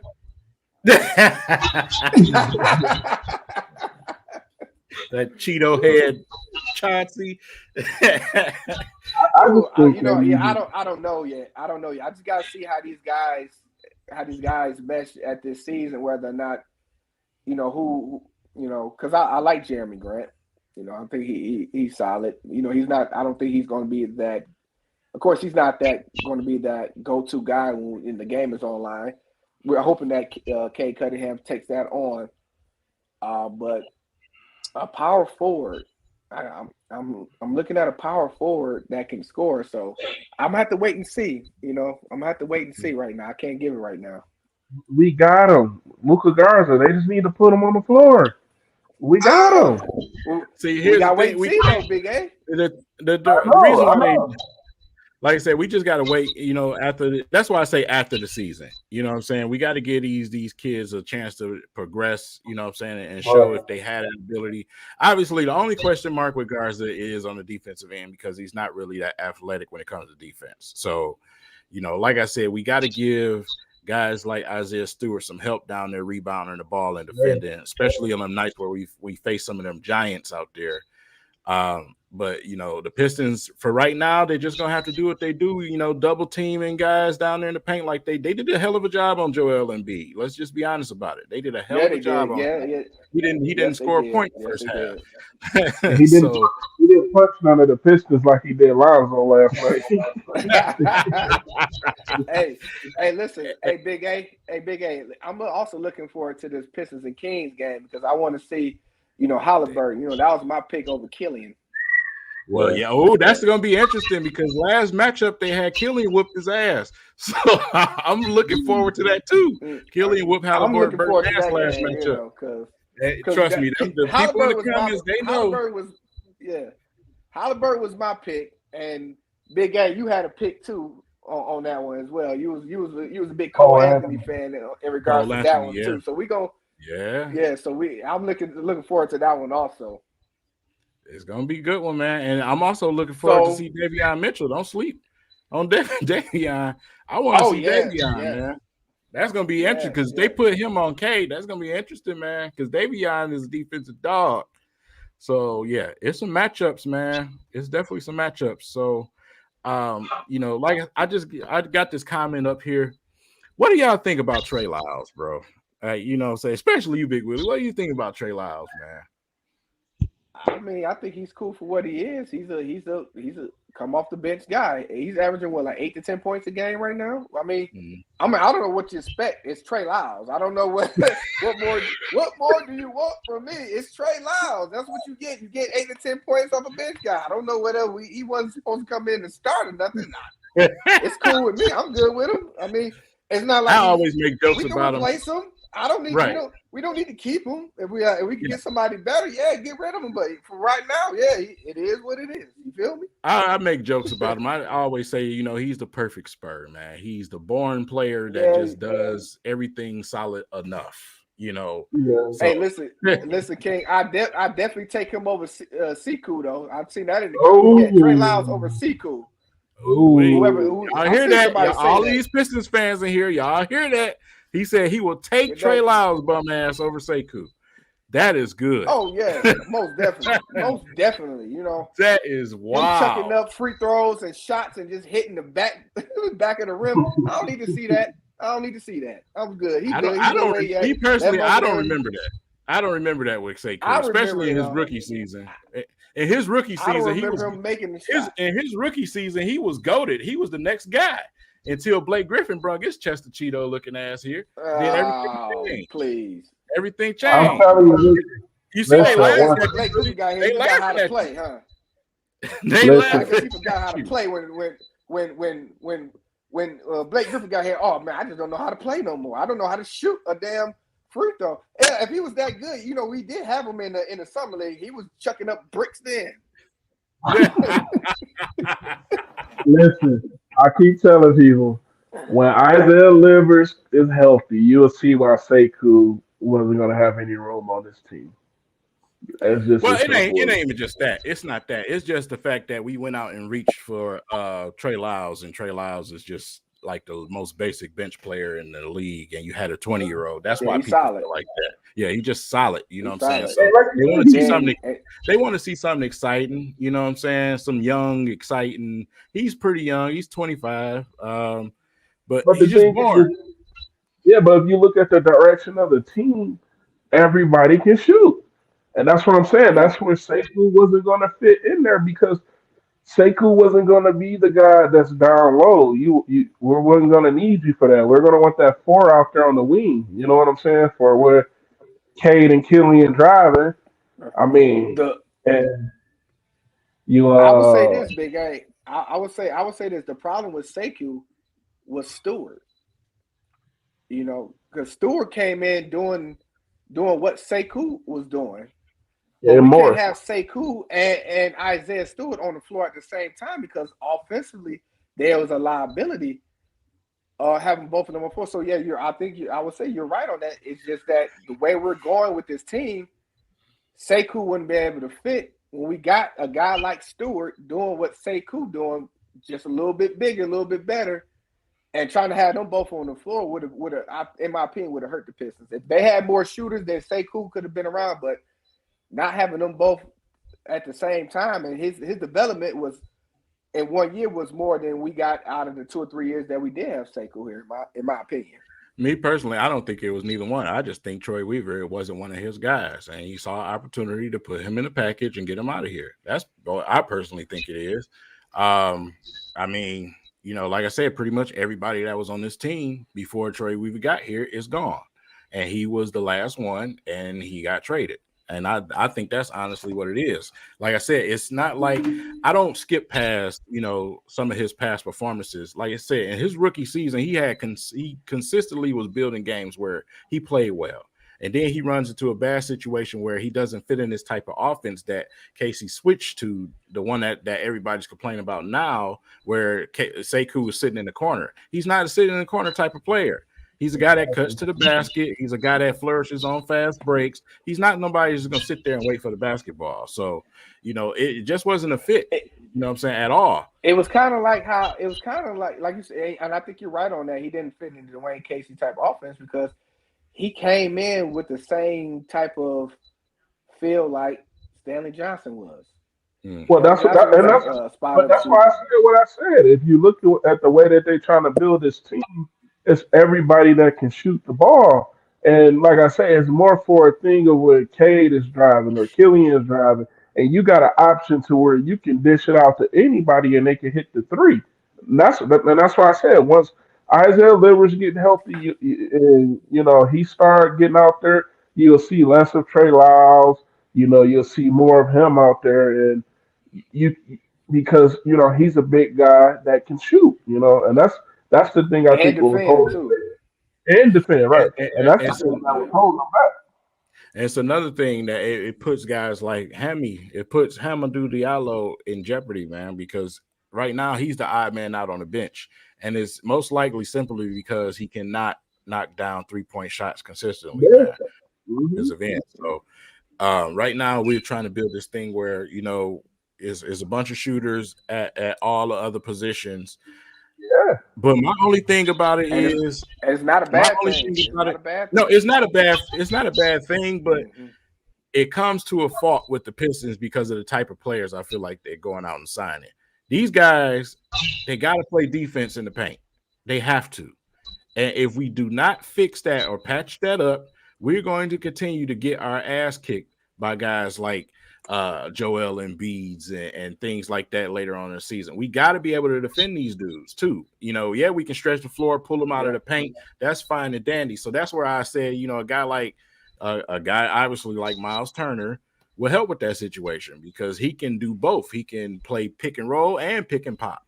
So it's just a good fit for me. So I said after the season, once we see the development with these young guys, then we go out and say, hey, let's go ahead and make a move and sign somebody or make a trade, whatever it may be. But right now, this season, the focus is obviously develop what we have. And when Garza starts to develop, hopefully we can see him hit the floor, man. I definitely want to see him hit the floor. I still feel like he's definitely going to be the sleeper of that draft, being drafted that late in the draft. So, with that said, I can't wait to see Livers too, man. I can't wait to see Livers, man, because like I said, he's a Swiss Army knife. You know what I'm saying? So yeah. I can't wait to see Livers too and what he can bring to this team, man. So we can get some of those older guys like Corey McGruders and them back on the bottom of the bench where they belong instead of on the court. So just going through some of the comments, man. Pretty much in agreement, man. But like I said, we went out and got Kelly Olynyk. We all know Kelly Olynyk is not a defensive-minded guy. So, we getting what we expect out of him. He's doing well on offense, what I'm saying, playing some passing lanes at times, able to pass the ball. I would like to see him more in a pick and pop setting instead of, running down the court, shooting pull-ups like Steph Curry, like last game. I would rather see him pick and pop or be in a set shot situation.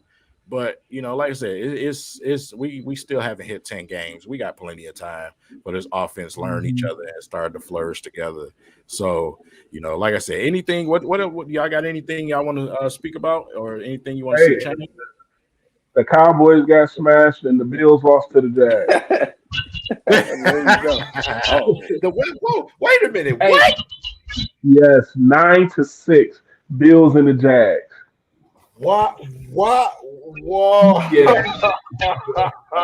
hey, Big A. Listen. That ain't good to be cheering about because that's not good news for your Lions because that's making them more and more closer to that first pick that you don't want them to get. Listen, right. I still want the Bills to lose. I want the Cowboys to always lose. So why you want the Bills to lose, man? I like the Bills. They ain't the Cowboys. I like the Bills, man. Go Buffalo, man.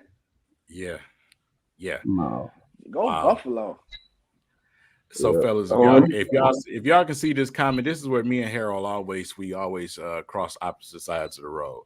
Yes, we know they're the first 10 games of the season. Yes, they should be losing. This is a development year. They got the fourth hardest schedule in the league, man. No, like, come on. You know what I'm saying? And as far as the first half of the season, they're number 2. So it's like, bro, we know. Yeah, we know. Yeah. If you want to say somebody's just a bad team, it's the Lions. You know what I'm saying? But we expect this out of these kids right now. That's what we expect. They got to develop. So, it's nothing new. They're young, man. They're a real young team, yeah. And you look at all the teams that they played against, man, they're playing against playoff teams. Every team they play has been a playoff team. The Bucks, the Sixers, the Bulls, the Nets. I mean, like, come on, we just get out of the lottery. These were guys who were contenders, and one other team was a champion. Hey, I got a great comment. If y'all ain't got nothing else for the Pistons, y'all ready to do the wind down session? I got a comment because I know you might like this one. Yeah. For sure, go with it. Go with it, King. Let's go. Oh yeah, I'm with you.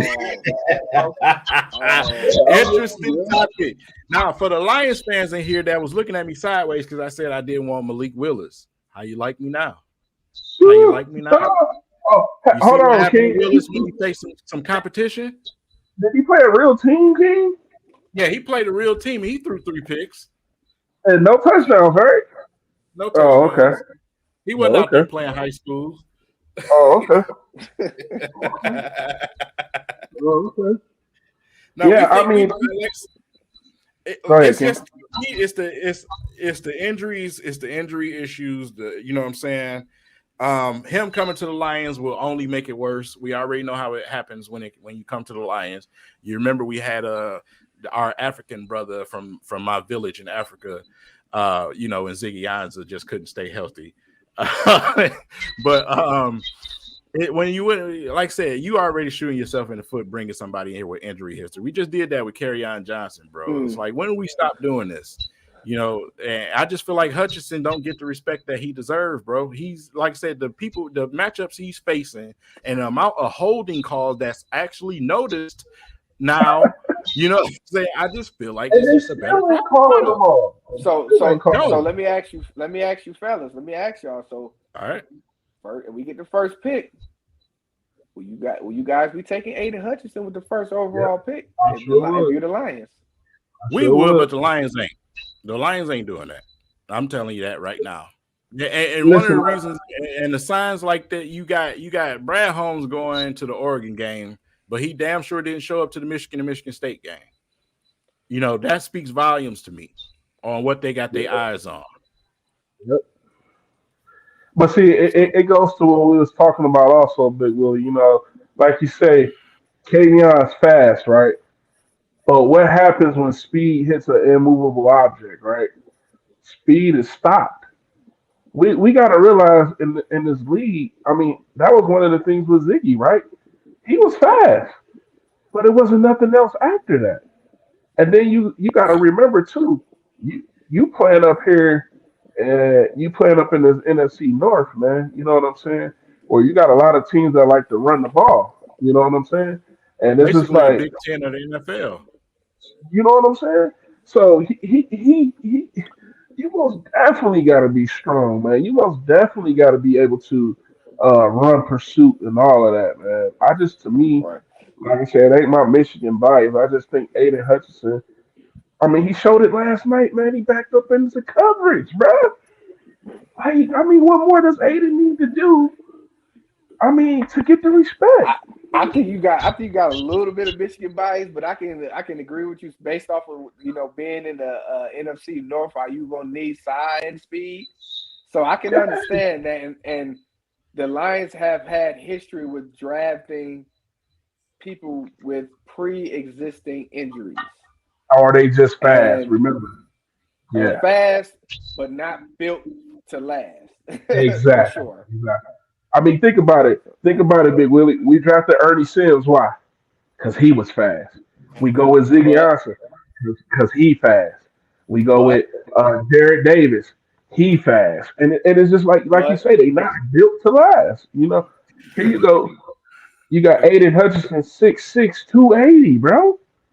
Like, come on, man. And muscle. And my thing is, for instance, with this comment right here from Harrell, let's just take the best player on the board. I want them to take the best player that's going to fit with the Lions. You know what I'm saying? I don't want to just take the best player. What's going to work for us, bro? We are a unique team and a unique situation. What do we need to go up against the Green Bays and the Chicago Bears and the Vikings of the universe? So you know what? Let me see this real quick. No, keep going ahead, King. Go ahead. When it comes to the draft, obviously we need to go defense. I know, David, you want Malik Willis, you want a QB, but like I said, Malik Willis, when he finally went up against some real competition, was an absolute disaster out there, and that's why I spent a second round pick on him, Malik. Now later round, third or fourth.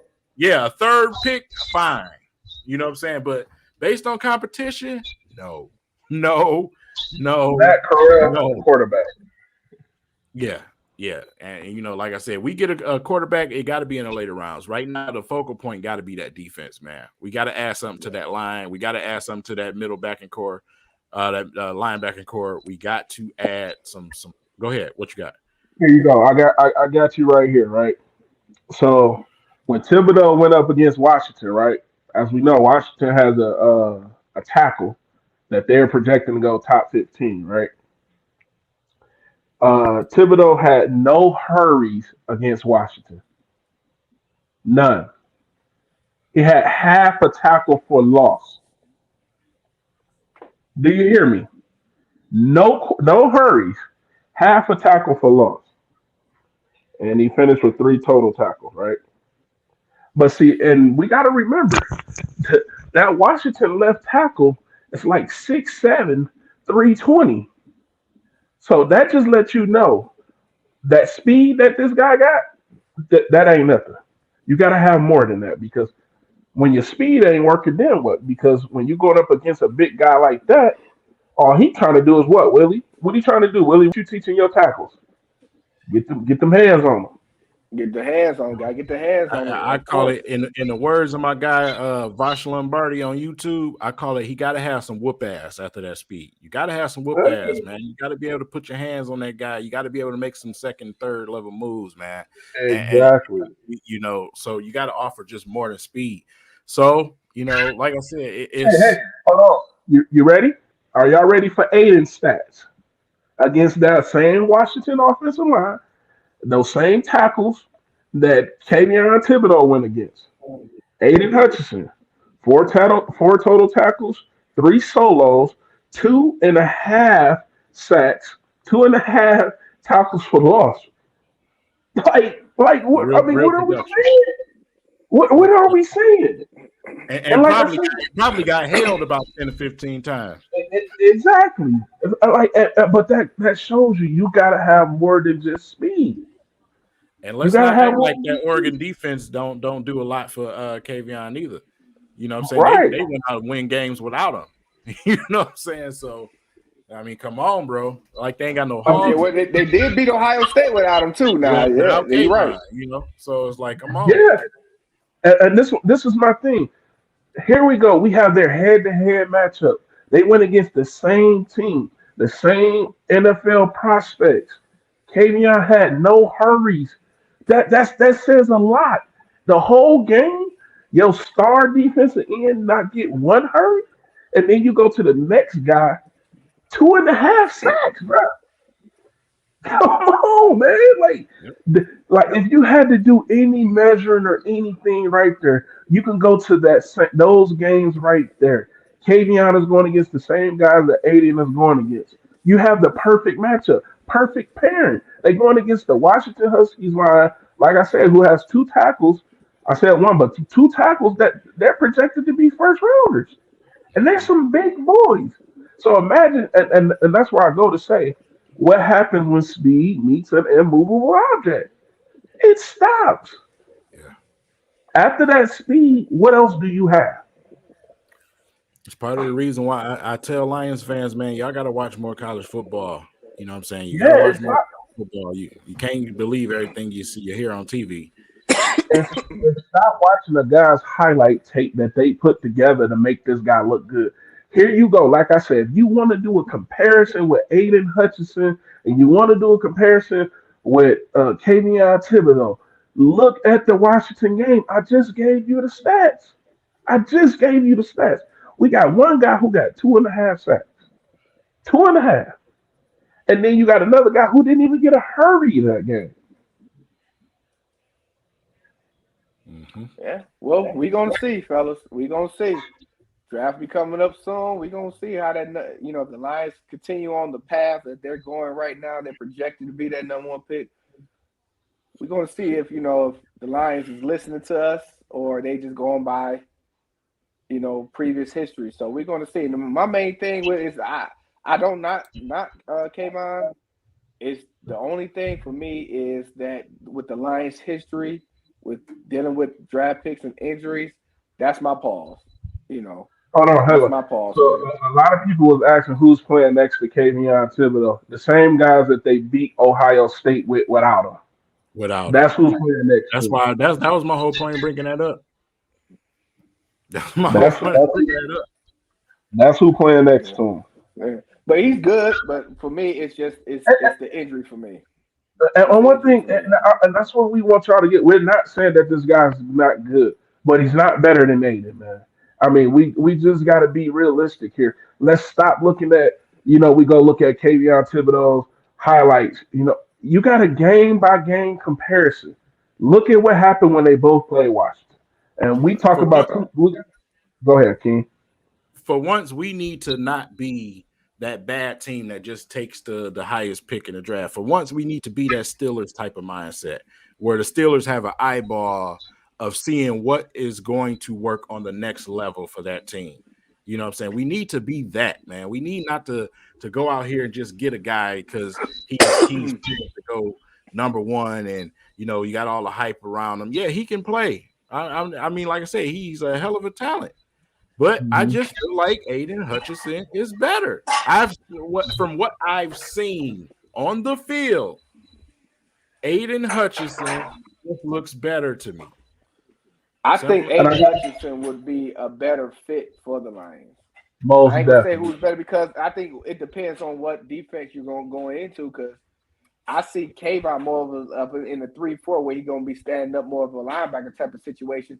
Which the Lions don't look good in 3-4, but you got Hutchinson that can get down there too. So I think Hutchinson fits the Lions better, especially in what we run and what we need.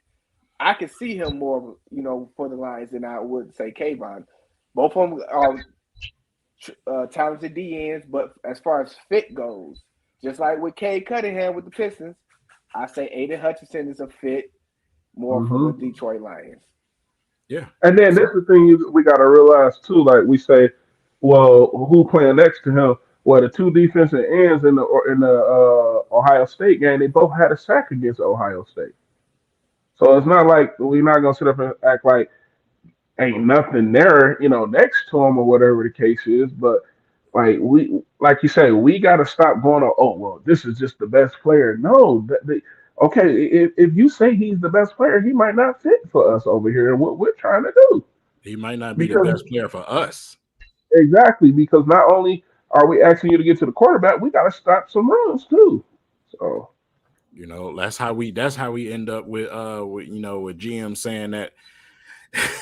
Good Lord, we end up with guys like Jelani Tavai instead of Devin Bush. Man, let's not go there. Let's not. I don't want to get big A. We like big linebackers. You know, the Patriot way. Hold on. Or we do one better. We say, hey, there's Aaron Donald on the board, but we're gonna stick with Big Willie's favorite defensive tackle, Nick Fairley. You know what I'm saying? You know. Or we could say, you know what? We got an Odell Beckham Jr. on board, but we're gonna go with this first year starting tight end and Eric Stonehands Ebron. That had catching problems in college. And then, but hold on, Mark. I mean, King, but you want him to come to the NFC North and block, which he was never a run blocker in North Carolina. Make it make sense. Anyway.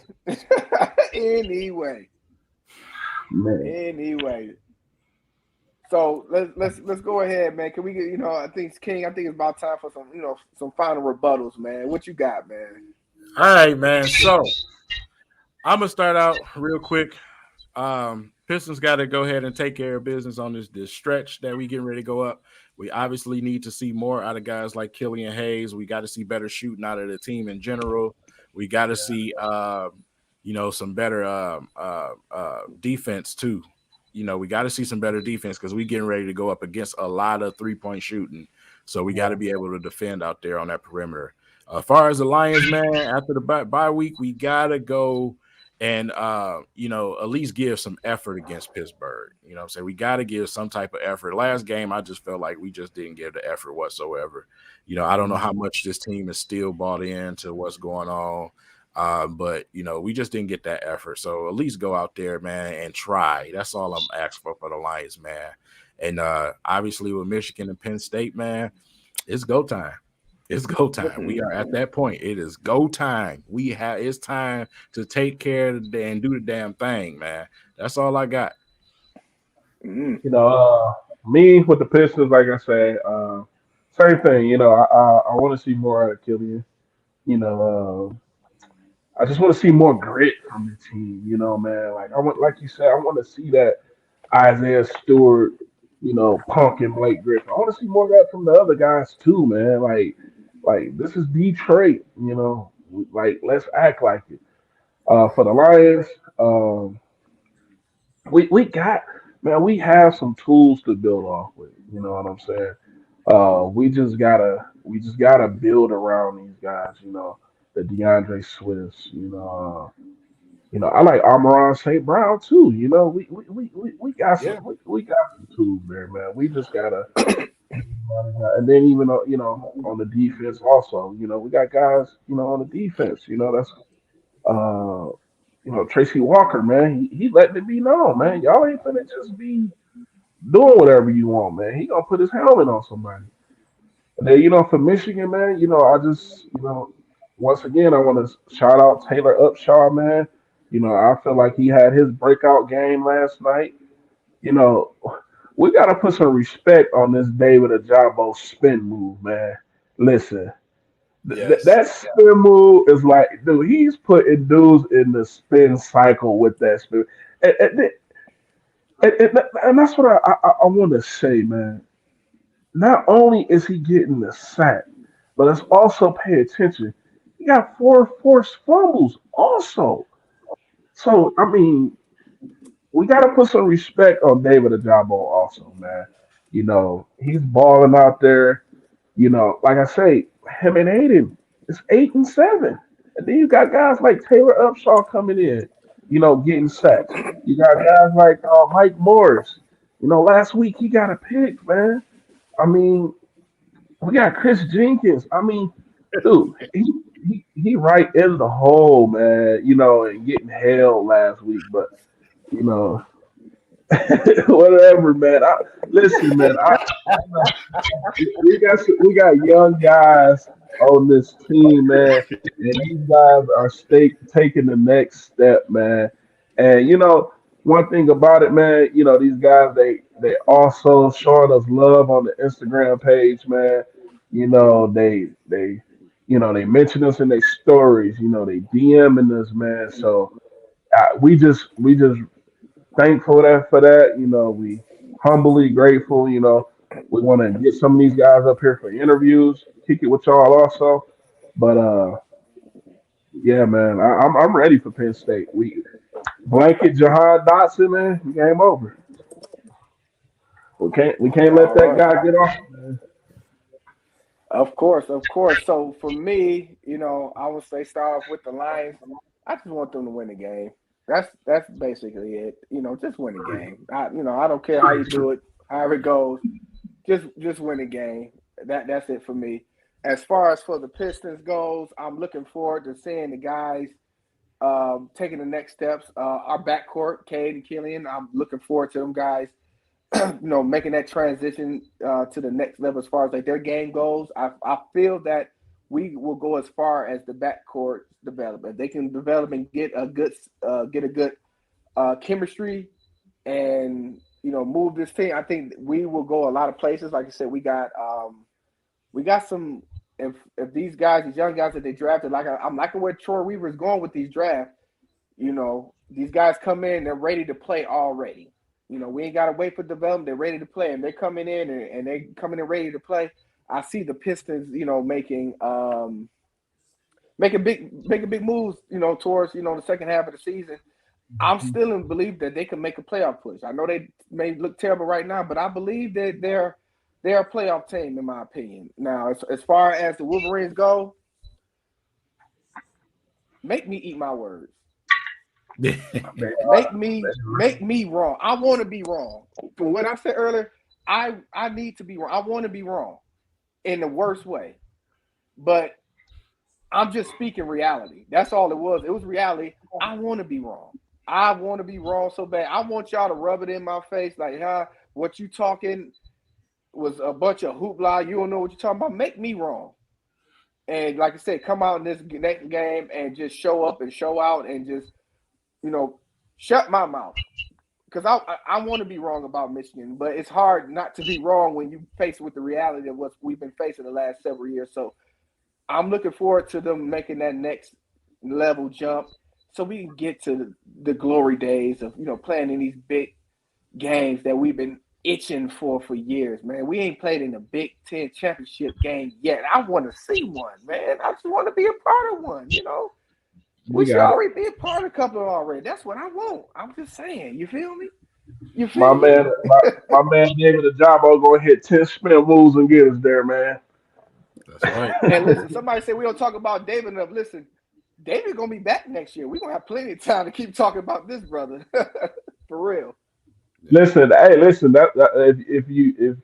if you paid attention, David Ojabo has really got his own segment this show. It is some respect that needs to be put on his name.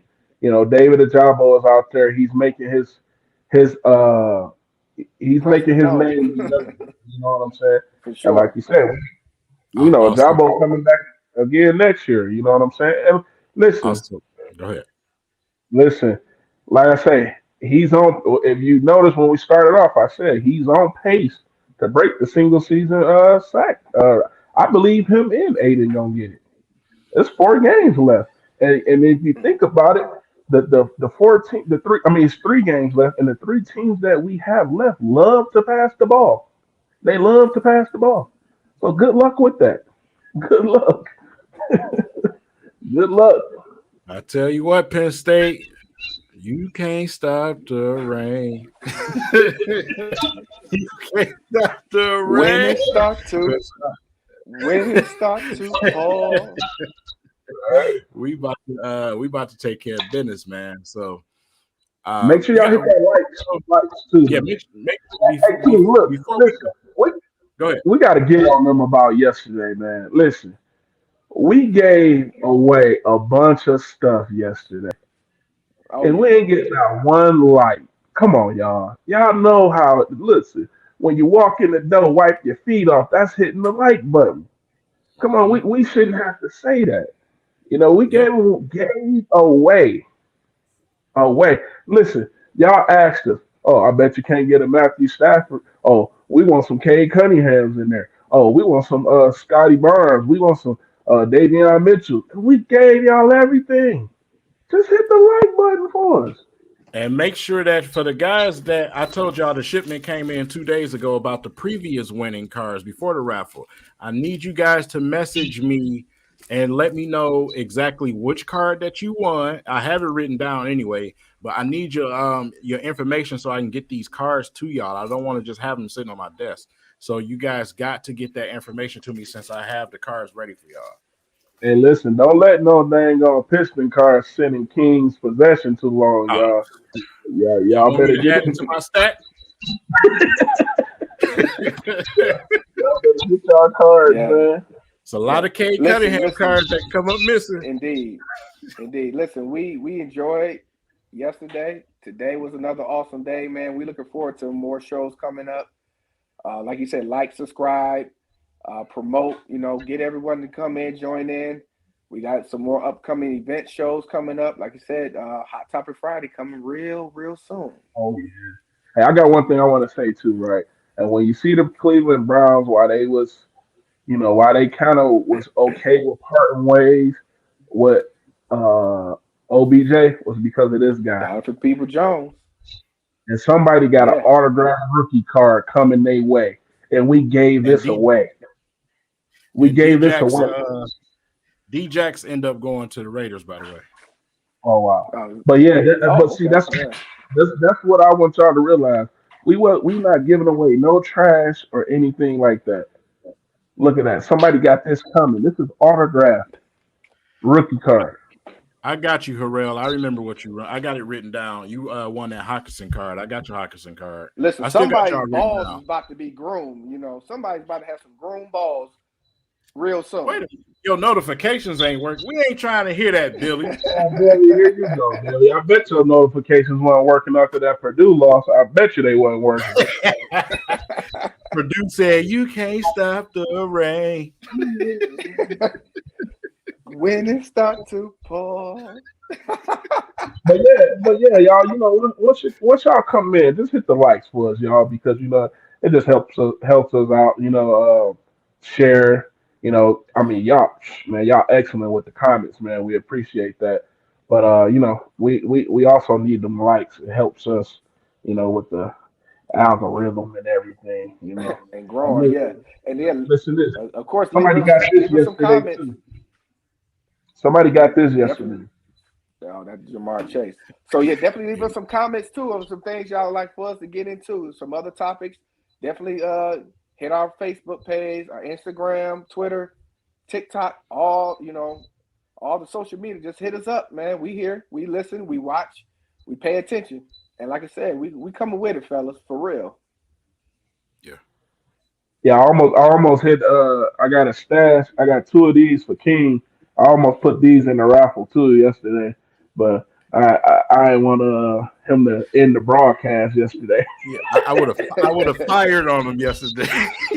Get my cards, bro. For sure. But let's wrap this on up, man. Get on out of here, man. We've been on here for 2 hours. Indeed. We're supposed to do an hour, but we've been on here for 2 That's hours. crazy. Man. Yeah, we're supposed to do an hour, man. Yeah, But I think it's worth it. Yeah, it was. Sure. Hit some good topics today, man. Nice flow. Hey, King, Right. if Noma's bell out on you again, we giving his stuff away. All right. Oh, okay. All right, Yeah. Nomis. All right, Nomis. We're gonna meet up this time. All right. All right, we three kings out, fellas. Till next time. Hey, Oh, hey, also one thing I want to say before we get off, y'all. Hey, our family got a sneaker store. It's called Culture. It's down there in Detroit. It's over there off of Livernois. Living Noise off of 8 Mile in that little shopping area where they got all the new businesses right over there. What's that lounge It's name in the over fashion there? area. Yes, in the fashion area. Actually, Yeah, it's in the fashion area. It's like right next to Cuzzo's. Y'all know Cuzzo's Chicken and Yeah, Waffles. Cuzzo, that's what I'm It's talking right about. over there between Cuzzo's Or Chicken and Waffles Durden's and the market. It's right between there. Yep. The market, right there on 7 Mile and Cuzzo's. We got a store there, man. Y'all gotta check it out, man. Our family got some heat in there, and we'll be real soon shooting from that location as well. So y'all gonna see the heat that's coming out of that store for real. Listen, any sneaker you need, they got it in there, and also just a little sneak peek of when we reach 500 subscribers, we're gonna have some gift cards from Culture Detroit that you get over $100 off a pair of sneakers, man. So exclusive listen, stuff too. And we ain't talking about no regular sneakers. We're talking about they got some real sneakers. Yeah, any So sneaker you need, they got it for you. They got a membership going on. If you check out our Instagram, we posted the membership. If you want to do meetups with somebody for a safe location to sell your shoes, you can do it there in Culture Detroit. You know, if you want to get your shoes verified, you could do it in Culture Detroit. They got all the clothing from Fear of God to Bait to Supreme. I mean, they got everything. You know, anything you need in that sneaker culture from, like I say, they got it, man. And like I say, that's our family there. They're part of the show. And like I say, when you go down there, just tell them We Three Kings sent you there. Yeah, they're going to hook you up for real. All right, man. We catch y'all in the next show, man. Y'all enjoy y'all night. Be safe.